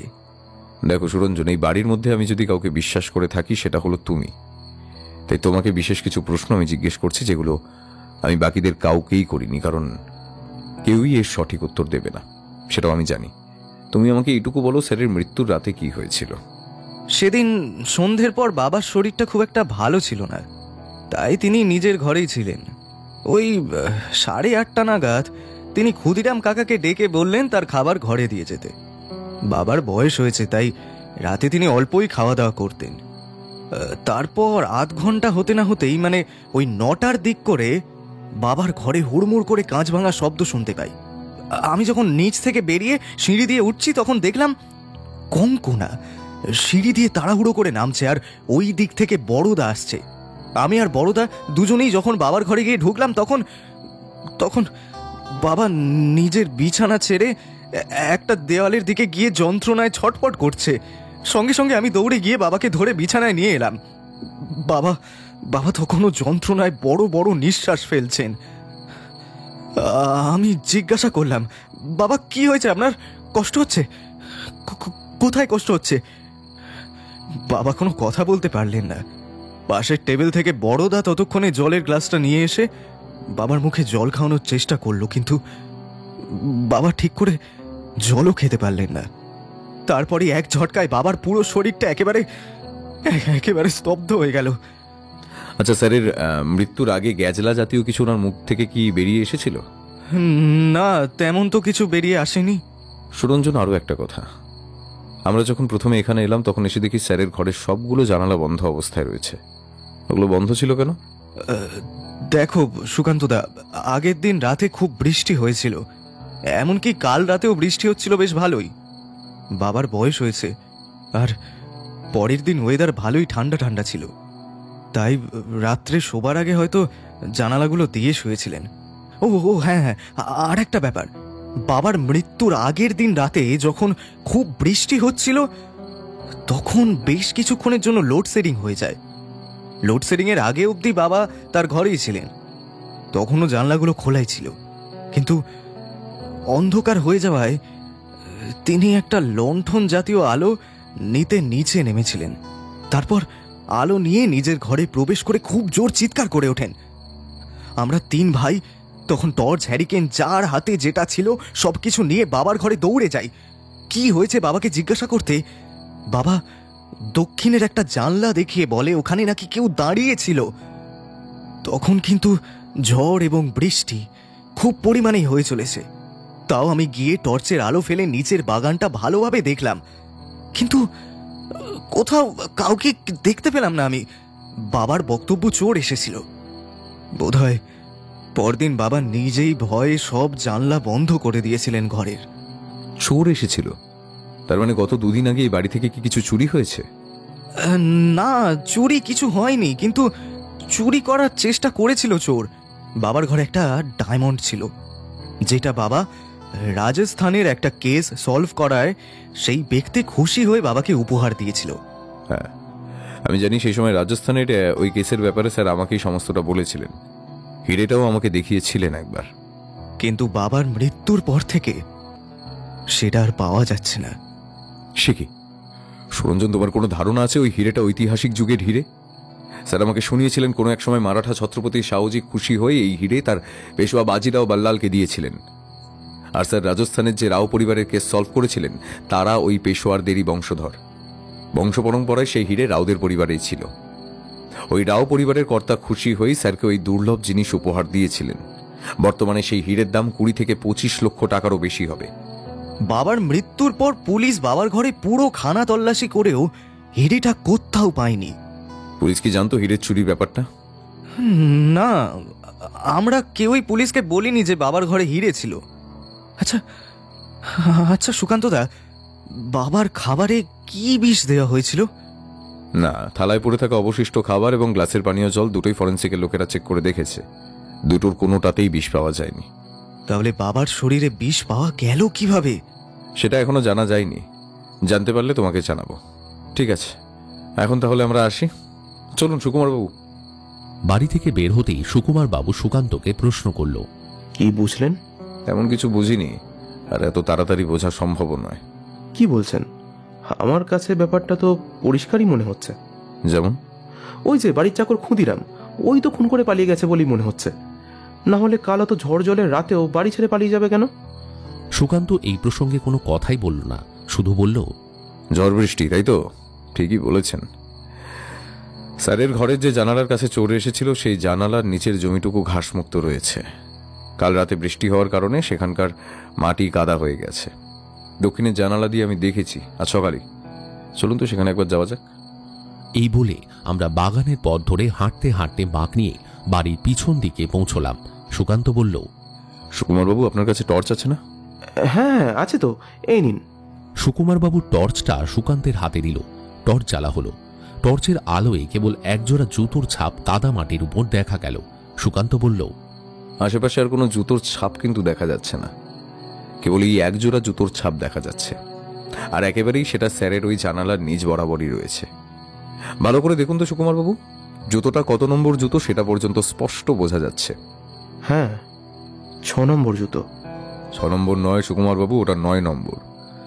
জুতোকে উল্টো করে দেখলে আমরা 9 নম্বরটা সামনে থেকে দেখতে পাই, কিন্তু পায়ে পড়ে যখন কেউ হাঁটাচলা করি তখন সেটা উল্টে যায়। আর তাই এই কাদামাটিতে 9 নম্বরটা উল্টো করে 6 আকার ধারণ করেছে। হ্যাঁ, ঠিকই বলেছেন। চলুন এবার এখান থেকে যাওয়া যাক। এবার সুকুমার বাবুকে তার কর্মস্থলে অর্থাৎ লালবাজারে নামিয়ে দিলাম আমরা। লালবাজারে গাড়ি থামিয়ে সুকান্ত সুকুমার বাবুকে বলল, আর একটা বিষয় সুকুমারবাবু, এখন থানায় গিয়ে হিরে চুরির ব্যাপারটা আপনি কিন্তু কাউকে বলবেন না, কারণ লালবাজারে কোথায় কখন মিডিয়ারা ওত পেতে বসে আছে তা কেউই জানে না। ওই হিরে চুরির ব্যাপারটা মিডিয়া জানতে পারলে আবার অন্য কেলেঙ্কারি শুরু হয়ে যাবে। কিন্তু আপনি অজিতেশ বাবুকেও কোনো কথা বলবেন না। আমি বাড়ি গিয়ে রাত্রে ওনাকে ফোন করে ব্যাপারটা বলবো, কেমন? আমরা যখন বাড়ি ফিরে এলাম তখন 9:15 বাজে। আর কিছুক্ষণ পরেই ঝমঝমিয়ে বৃষ্টি শুরু হলো। রাতের খাওয়া দাওয়া সারার পর সুকান্ত অজিতেশ বাবুকে ফোন করল। থানায় নয়, ওর বাড়িতে। হিরে চুরির ব্যাপারটা অজিতেশ বাবুকে বলতেই অজিতেশ বাবু বেশ অবাকই হলেন। সুকান্তবাবু, আমি নিজে দাঁড়িয়ে থেকে নারায়ণবাবুর ঘরটা খুব ভালো করে তল্লাশি করেছি, কিন্তু কোথাও হিরে তো পাইনি। আর একটা কথা, খুনের রাত থেকেও বাড়ির চাকর ক্ষুদিরাম দাসকে পাওয়া যাচ্ছে না। আমি সুকুমারবাবুর হাত দিয়ে ক্ষুদিরাম দাসের একটা ফটো আজ সন্ধ্যাবেলায় পাঠিয়ে দিয়েছি। হ্যাঁ, ফটো আমি পেয়েছি। ওই লোকটাকে খুঁজে বের করতে হবে। আরও কিছুক্ষণ কথা বলার পর ফোনটা ছাড়ল সুকান্ত। তারপর আবার ডায়াল ঘুরিয়ে নাম্বার টিপে আরেকজন কাউকে ফোন করল। হ্যাঁ সুকান্তদা বলছি, আমি যা যা বলেছি সব রেডি আছে তো? ঠিক আছে, কাল একেবারে সকালের দিকে আমি গিয়ে কিন্তু জিনিসগুলো নিয়ে আসবো। বলেই ফোনটা রেখে দিল। তারপর এসে আমার কাঁধে হাত দিয়ে বলল, কাল থেকেও বাড়ির লোকের উপর খুব কড়াকড়ি নজর রাখতে হবে আমাকে আর তোকে।